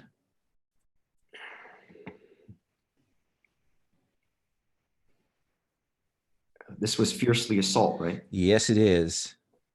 So I choose 2, you choose 1? Yeah. Okay.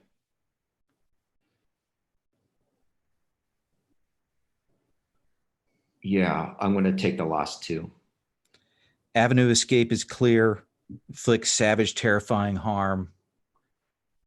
And I think that you are going to take those last 2 points of harm. Oh, so it turns out the same either way. I think so. Given the choice, tell me what we see you do. But Pardslip is going to survive. And with that pick, rather than this whole place coming down around Pardslip as I was going to have it happen, you've left an avenue of escape for Pardslip. Yeah, that's cool. So when this creature reaches down to seize me and I guess crush me, I turn around with the arrow that I picked up from the ground and I ram it through its eye socket.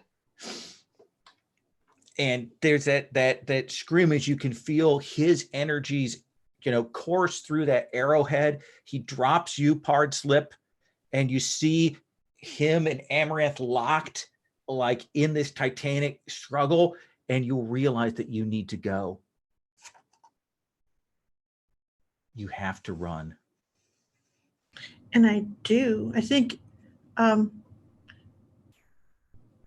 there's that moment where I sort of reach down and I grab some insignia of Amaranth and of my mother and of Terminus, and I run just like crazy-eyed, like it is fully instinctual at this point. It's like the sky leads me back.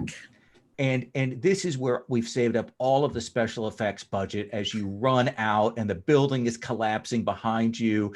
And then we cut to you running, leaping down the steps of the pyramid, rolling. And then you get through the valley as the mist is kind of being drawn up into this thing. And we see that pyramid just, explode, and you're thrown by the blast. And we see you roll even as the sky and the lights flicker and vanish above. Let's take a 5-minute break, and then we will come back.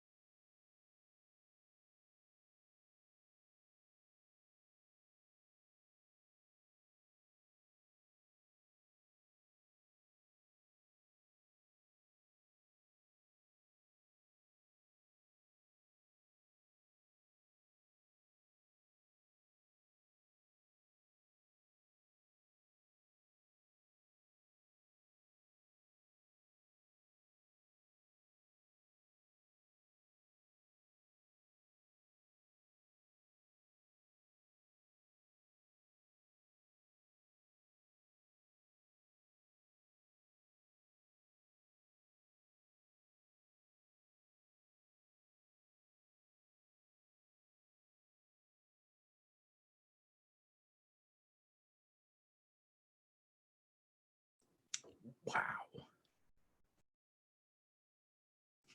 Wow. Yeah, it's good stuff. That was kind of amazing. Just wow.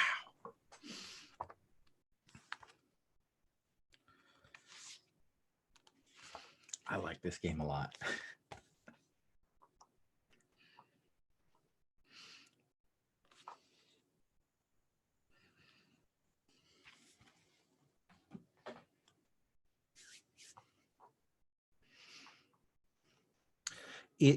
It does that thing, where the worry about doing big generational things is that you never kind of feel like you have characters that are involved. But it's always felt to me like our characters are pretty vibrant and important. I love Terminus. That was a great. I love the idea of going and using the god machines to fight it. I like that. Yeah, I like this idea of just an older, grizzled Terminus just being like, you know what, I'm too old for this shit, and just jumping headfirst Oh, yeah. back. He was 2 weeks from retirement. That was so good. Wow. So what I want to do then is we'll do the zoom out, which will give Sherry and Patrick a pick on that. And then I want to ask Amaranth and Terminus what it is that their family gains from this. So you two think about that. So when you zoom out, we go to, is that on basic moves or family moves? When we zoom out, we come to each of you and we talk about things that have happened in that time. And then you get to pick one of those things. You change your role, find essentially magic, get a lead on a new surplus or moving a need, and you get a secret, gain a treaty, or discover a new danger. So let's start with you, Sherry. Sure. I think I will do the thing that seems most sensible with our family. So they scouted for information. So that's what Salvo was doing. And so I would describe a lead that might give me a new surplus or remove a need in a get one secret. So I think that what I was scouting on was this new undead lich. Okay. And so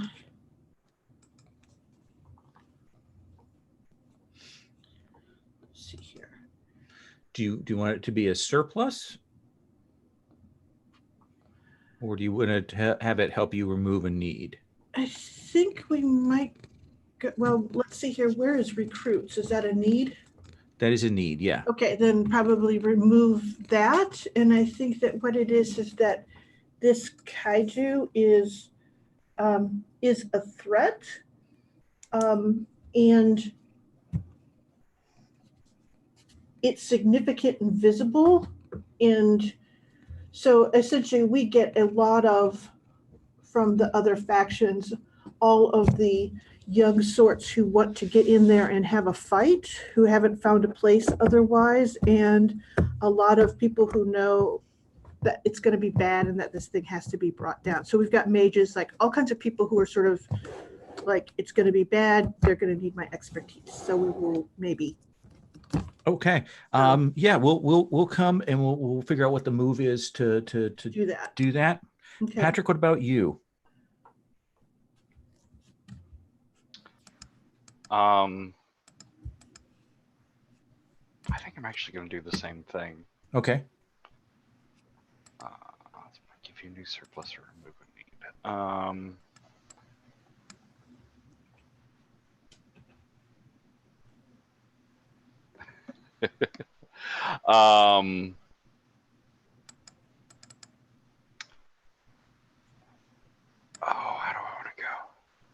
What's the worst that could come from having problems?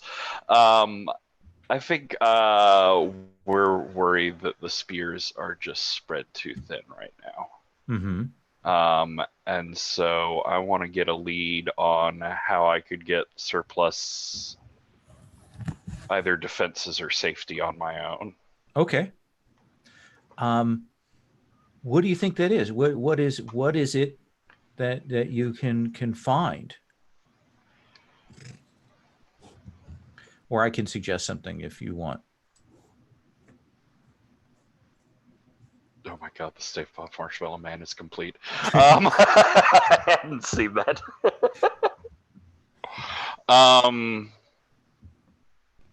Yeah, do you have something? Yeah, I think that we haven't encountered this, but I think there are old magics at Grief's Echo. Those are artistic magics about illusions and images of the old world. And I think that your people, if they can go and try and harness those could be a kind of defense that would work with your family. Neat. I like that. Okay. Tell me, Terminus, what is it that your family gains from the removal of this threat at the mouth of Ash? I mean, I want to say that, like, maybe word spreads that we were involved with it, but I don't know what we would necessarily gain out of just the mouth of Ash no longer being a threat. Well, you have a need for prestige. Does this eliminate that? Yeah, I think that does make sense, actually. Yeah. Maybe word does spread, and maybe Slip tells the story in a much even crazier than it really was. Absolutely. I think that's perfect. And Amaranth, what do the keepers gain from your sacrifice? We can look at it. I'm looking at recruits, but we could look at it one of two ways. Either nobody wants to be a recruit anymore, so there's no need for it because so many people died, or because of these deaths, that vacuum is going to be filled now with, fresh blood, young people. Yeah, I think the latter, and I think in fact, there will be some of those arcanists that will fall away and return back to the fold. Oh, that makes sense. Yeah. They will be much reduced in their power and strength, and yeah, you can eliminate that recruits thing. What I would like to do is do another round of family moves, since we have a couple set up for the silver tongues and the spheres. Do that. And then let's see if we need to do that. We may even be moving towards the turning of an age, given this threat being destroyed. And we can figure out how that would move forward. So tell me, how do the spears of Antaeus, you know that these people are out there, that they're afraid of this. How is it that you act to get them to join you? I think we call in, I think that what we do is recognize that we aren't the people that can spread the word. And I think that we would ask the paupers to speak of how people can come to us to fight this. Like, essentially, we have them be the speakers and the recruiters for us, if that makes any sense. I will tell you what, if you spend your treaty on the paupers and the compromise, yes, I will let you remove that need. That sounds great. And I imagine, even as the cat purrs by the microphone. I'm sorry, I can't anywhere else but right by the microphone. That you call on the paupers, you call on the compromise, you tell them of the threat, and they will they've seen the evidence of this, and they will send people to help you. Okay. And I imagine that we see these very young elves and these tradespeople with goods to supply you arriving there at the spectral pass. Right. What is it that you do, Kanta? What do the Silver Tongues do to secure what they need?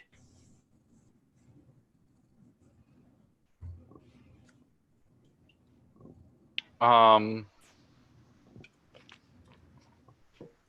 do think I'd like to go explore Grief's Echo. Okay. Do you have any secrets? I have one. Okay. Then I think you can essentially spend that.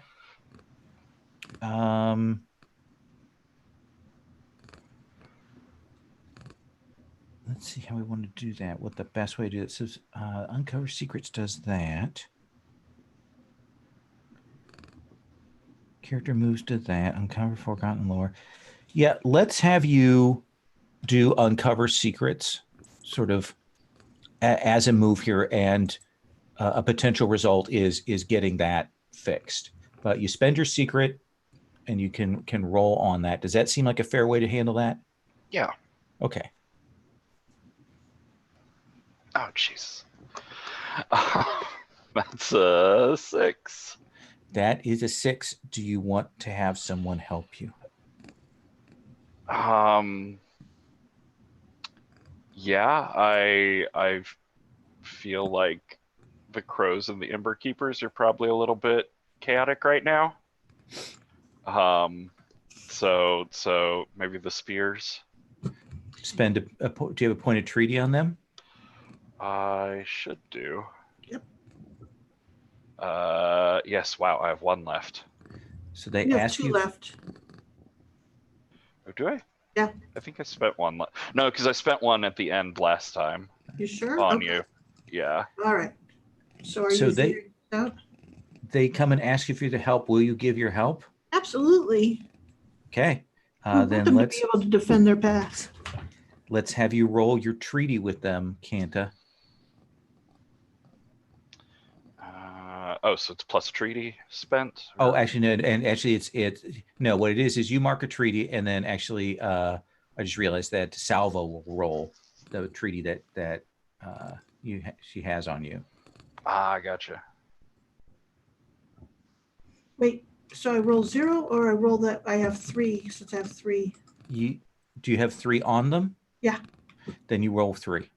Okay. So that gives me an 11 to assist you. Okay. So Patrick, you get 1 more die. Come on, die. Don't suck. No, do it. Hey, that doesn't suck. So that's 8 plus the original 1 is 9. Okay. In that case, I think you will get that in there. And let's have you tie that to your alchemy. So they're connected. So your alchemy is connected to these defenses. So if you lose one, you lose the other. Does that seem fair? Interesting. Okay, yeah. Yeah, I think they're there and they experiment with the Grease Echo setup and like trying to move or take some of the mirrors, which I think is just, it's either impossible or like I think there's like screeching horrible badness when you try and do that. So they stop that, but they do use these alchemical substances to like treat the inside of mirrors that they're making here to reflect and capture this energy and bring it back. I like that very much. Let's come to the late terminus and the crows. What action is your family doing in the wake of all this? I think I want to uncover secrets. Okay. I think they want to try to understand more about the storm above them and the tower. That seems great. So I will spend my secret.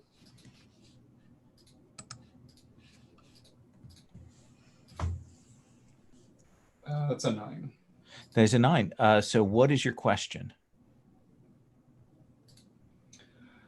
How can we best make use of the lightning or the storm?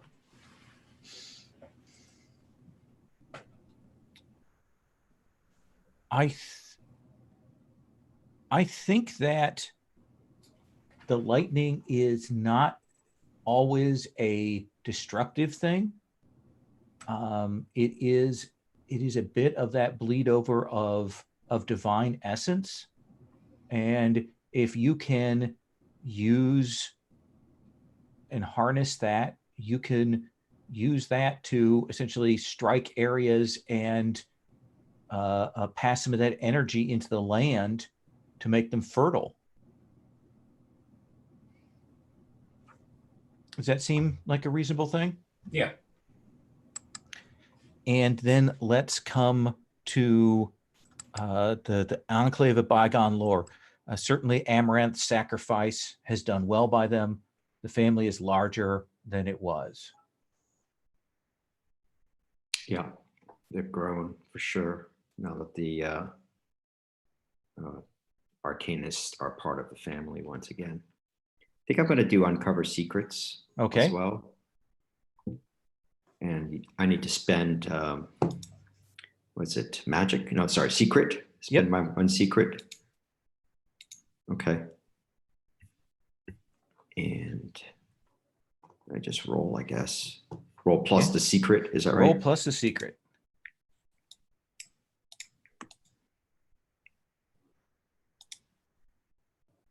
Seven. Okay. So you get to ask one of those questions. Yeah. I'm going to go with how do I get surplus sorcery since we've destroyed that ziggurat location. I'm guessing there's sorcerous energies boiling up there. Yeah. Is that something we could try to use? Yeah, I think you'd need to, I mean, now that the sort of the negative energies are gone, if you can build a center of research there, if you can bring your people there and make that your settlement, that should give you access to that. Does that seem like a fair descriptor? Mm-hmm. Sure. All right, let me ask this. What we could do now is we could do more family move. Could do another one of those again. Or we could go to the turning of the age. We can move forward a few years, a number of years that allow us to narrate what's going on. Sherry, what do you think?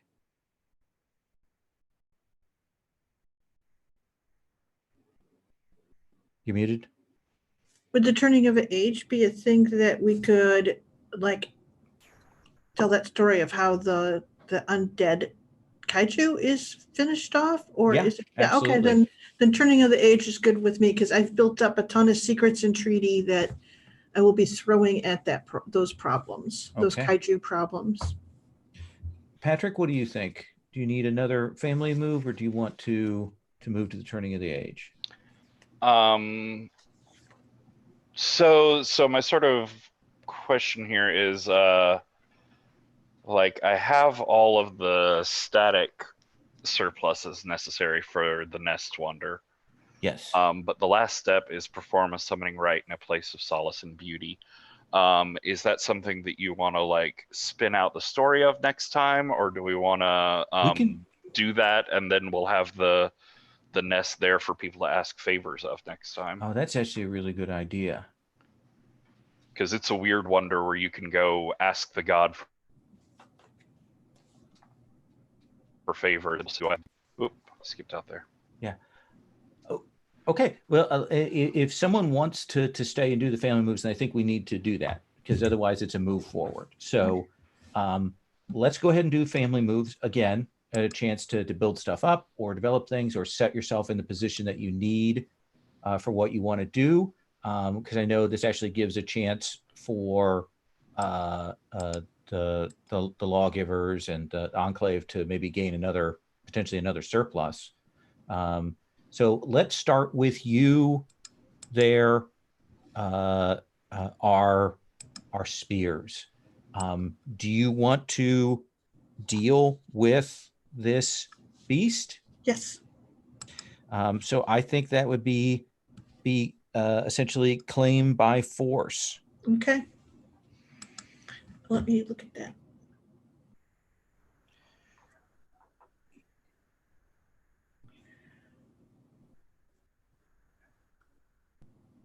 Or otherwise known as, it's claim by force on there. Let's see here. Okay. Wow. Okay. And you have some advantages. If you have magic, you can use that to give yourself advantage. You could also ask someone to aid you, and they would roll to give you advantage. You can do one of those two things. What would you like to do?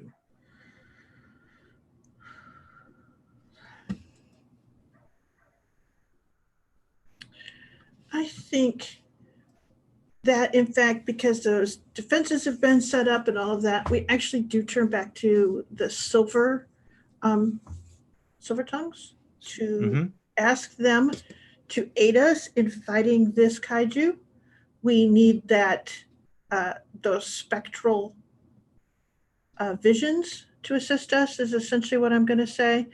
And then essentially I will bring the magics to bear.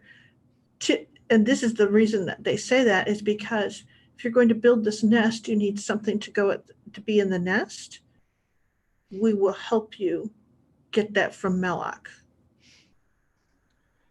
So would you help Silver Tongues? Yeah, because I think that's sort of like decision or realization of what's going to go in the nest has been very much up in the air. So if the spears have a strong sense that it should be Melloc, then yeah, we'll clear it out and help for that to happen. So the spears spend 1 treaty on the Silver Tongues, and the Silver Tongues then roll whatever their treaty is with the spears. Uh-oh. But I do have so much magic hanging around. You can spend that to give yourself advantage. Yeah, so I'm gonna spend one of those as we do set up an array, not around the nest itself, but out in the field where that kaiju is coming up, of these mirrors, and combine it with some of the magic from the Psychochromazian cauldron and all sorts of nonsense. Okay. Colors and images and good dice. Good dice. There we go. 7. Whew. Okay. Made it. So you will give them advantage, but if there is fallout, you will be also suffering that fallout. Okay. So then I'm rolling with advantage. That's with awesome. grasp. With grasp, which is decent, I think. 3. Okay. I don't think decent is the word for that. I mean, good. Is it like you can spend secrets to give you something? You can. Well, you've already got advantage, so you don't spend magic to do it at that point. Okay, so there's no adding +1s. No. Okay, so I'm rolling with advantage and adding 3. Yes. Well, it's a good thing I got 3 to add. Lord. Holy shit.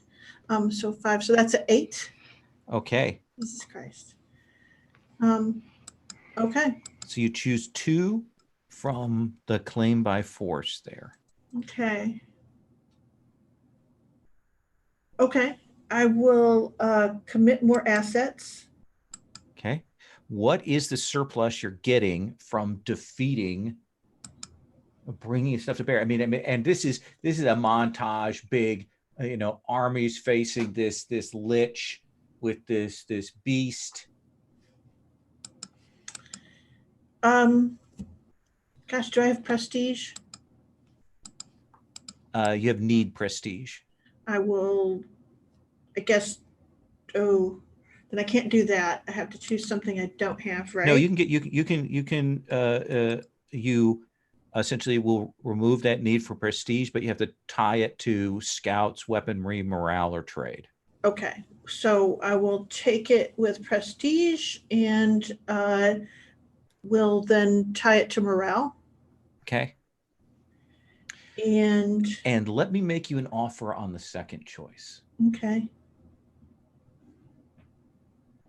I will say that as a second pick, you defeat this beast, but the Lich remains a threat out there. So what would be the thing of, I think I defeat the beast anyway. Yeah, what I'm saying is you could take for your second choice, instead of getting a need or hurting another group, which would be the Silver Tongues, that if you just let this poor Lich live, then everything will be fine. No, that's not going to happen. Okay. That was such a hard sell there. I'm like, what? No. I mean, what's this monster riding Lich ever done to you? Yeah, resurrected one of those things. So there's either a cost to your victory or you hurt someone.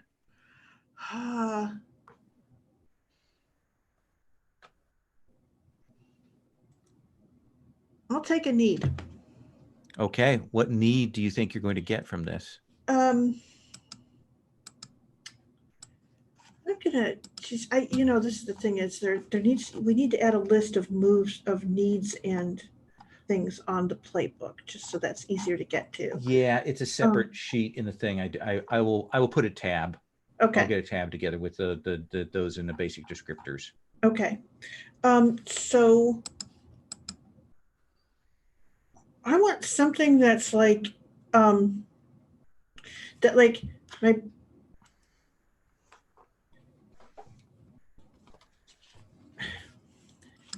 because we've seen something really awful.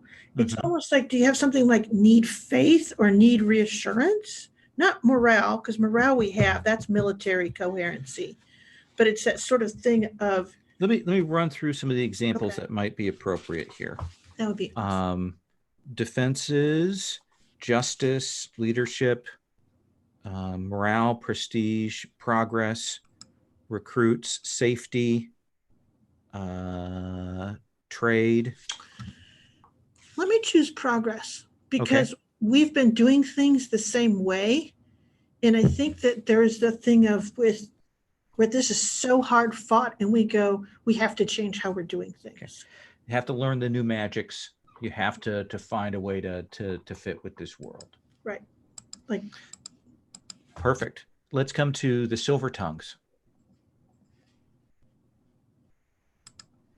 Okay, so we've defeated this thing. I go ahead and invest all of my remaining surpluses into the thing, because alchemy goes in with the defenses. Yep. And then the last step says perform a summoning rite in a place of solace and beauty. Tell me what that looks like.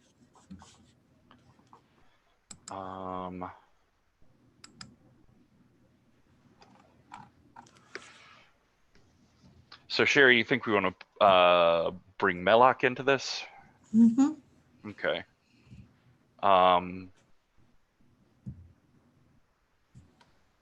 So I think I don't think we can get in there to like physically get to their bodies, but we want to draw their essence and actually. You don't think so? So you don't think we can do that? Well, I mean, they're still down there with the dwarven contingent that's mining and protecting it. Right. But I think with the crows having like hyper amped up the Melloc, we can gather enough of the drug that's out there to create this like magically sympathetic link to call the power out of the gods to here and leave like useless decaying corpses under the mountain. Oh, nice. Oh, so we give the lovers an afterlife. Yeah, or a new birth, or a new path forward. I like it. Like that. Okay. So yeah, it involves like buying up and gathering together as much of the Melek as we can find out there on the streets and stuff. And bringing And it's it now more potent. now twice as strong. And we set it up sort of in like a sort of sand painting summoning circle, with this powder in the middle of a circle of these mirrors that reflect everything back and forth until what's reflected in the mirrors is not just these powders and symbols, but the mirrors, they have a connection back to the past, the time before the fall, and it's bringing out this image of these lover gods as they were before everything went wrong, before the god wars and everything broke. And letting their essence can reconnect to this memory of their old form. Awesome. I think that's great. And you will call these lovers, these gods, this pairing of figures of fertility and love and desire and all of that. And that seems to be the thing where it determines the nature, identity, and the core agenda of the visitant, which is about growth and love and so on. Every other family says one way the visitant wreaks havoc on their family's buildings, society, or plots and gains a need of the GM's choice. Mm. Now, let me tell you what the permanent bonus is before you guys know. So one of this is going forward, you can, when you go to uncover secrets, you can spend points of treaty with the silver tongues to get a bonus on the roll. Or no, you can spend it instead of spending points of secret. Oh, it says points of secret. And then also characters can go and petition the gods there for a secret no one could know, putting a perturbed natural force at your disposal in a conflict, getting you a unique artifact, providing you intelligence on your family's enemies, providing solution to a problem, or something else. So, Sherry, how does the coming of these love and fertility gods affect your family? I think one of the things is inherently it attracts the ancients because they're attracted to the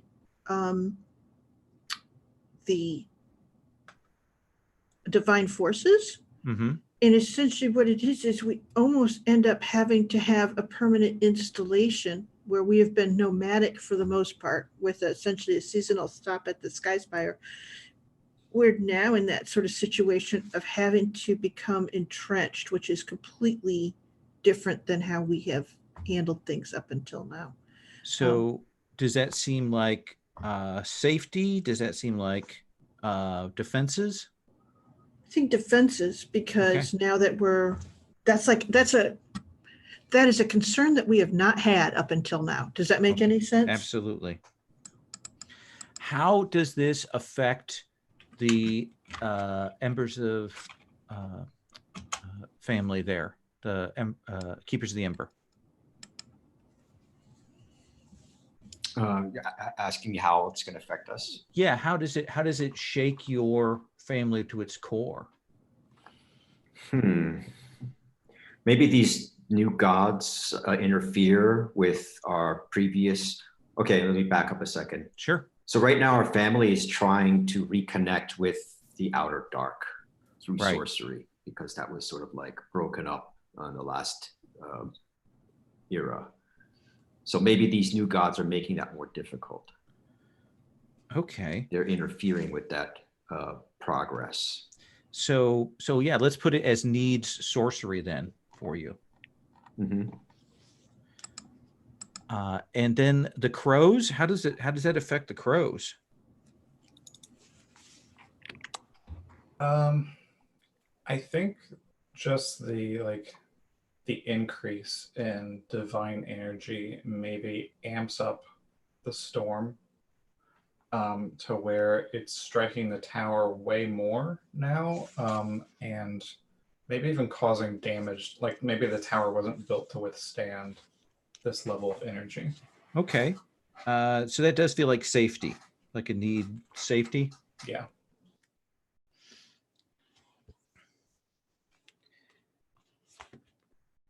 And the other thing, of course, being that you have advantage when you go to consult the visitant there, these gods. Patrick, before I move on, what are the gods' names?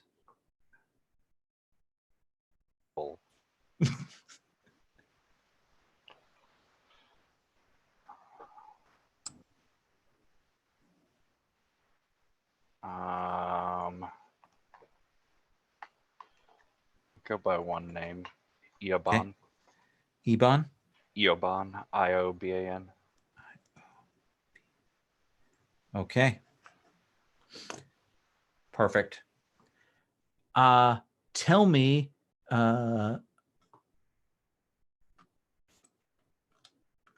Keepers of the Ember, what is your family move here? What is it you're doing? What is your family trying to do? Is that gathering of the sorcery?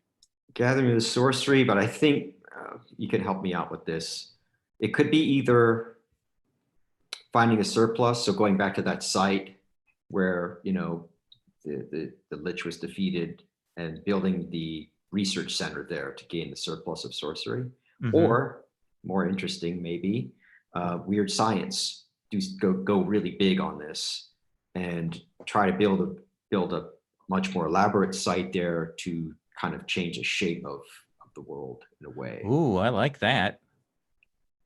Okay, so so let's do that. We're going to take the ruins of that place, and we're going to build this great observatory. We're going to try to. That's the plan. And the goal with this is to tap into that sorceress energy and reconnect our people with the outer dark once more. Okay. Maybe even attract the attention of the elves in a positive way, because they rely on sorcery as well. If this could be a center of sorceress energy, then I think this is going to take some time to build.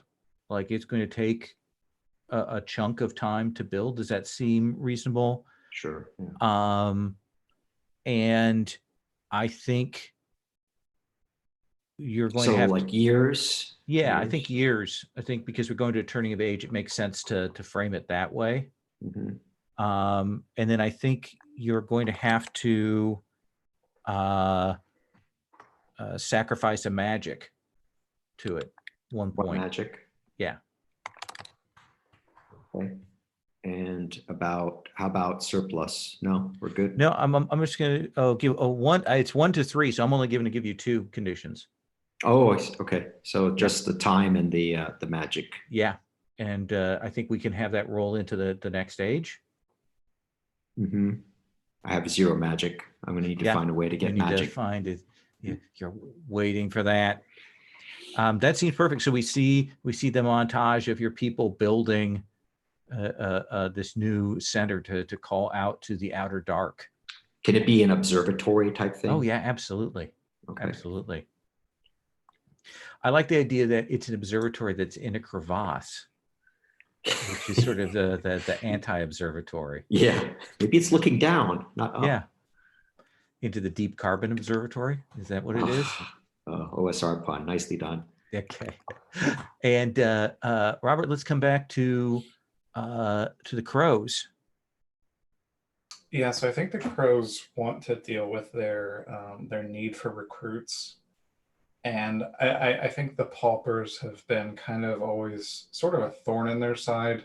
They originally exiled the crows out of their city, and then we formed another city, and they took control of it. And so I think they're going to start just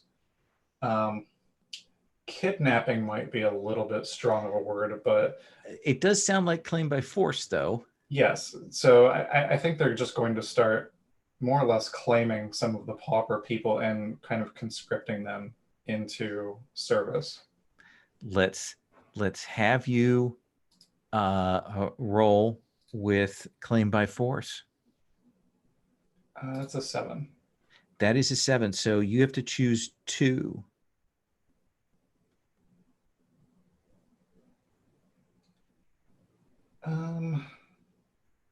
I think tying recruits to weaponry makes sense. Yeah, I was going to say probably tying a resource, tying a surplus to it, and then I think I also hurt somebody, and they take 2 treaty on me. Who gets caught in this crossfire as you begin to kidnap people from the paupers? Does anybody have like any close connection to them, really? The Spears have. Yeah, I could see it that because of the tactics you use, it gets mistaken as the Spears, at least to some people's thought. So essentially, people think that we're snatching people. Okay, yeah, I like that. You okay, Patrick? Yeah, just stiff. Slept wrong. Oh.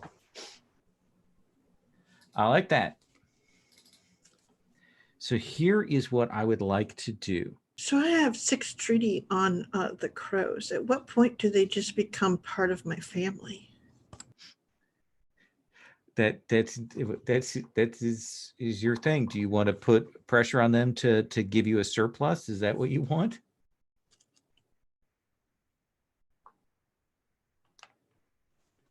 I was just making an observation. Okay. Didn't really want anything. It was just amusing me. So here is what I would like to do. I would like to have us roll our turning of age roll now. And then we'll talk about what that means at the beginning of next session to give you some time to think about what that might involve. So let's start. My tab is on the crows. What is the crow's mood now? That bumps it to a 1. Bumps it to a 1. So go ahead and roll with a +1.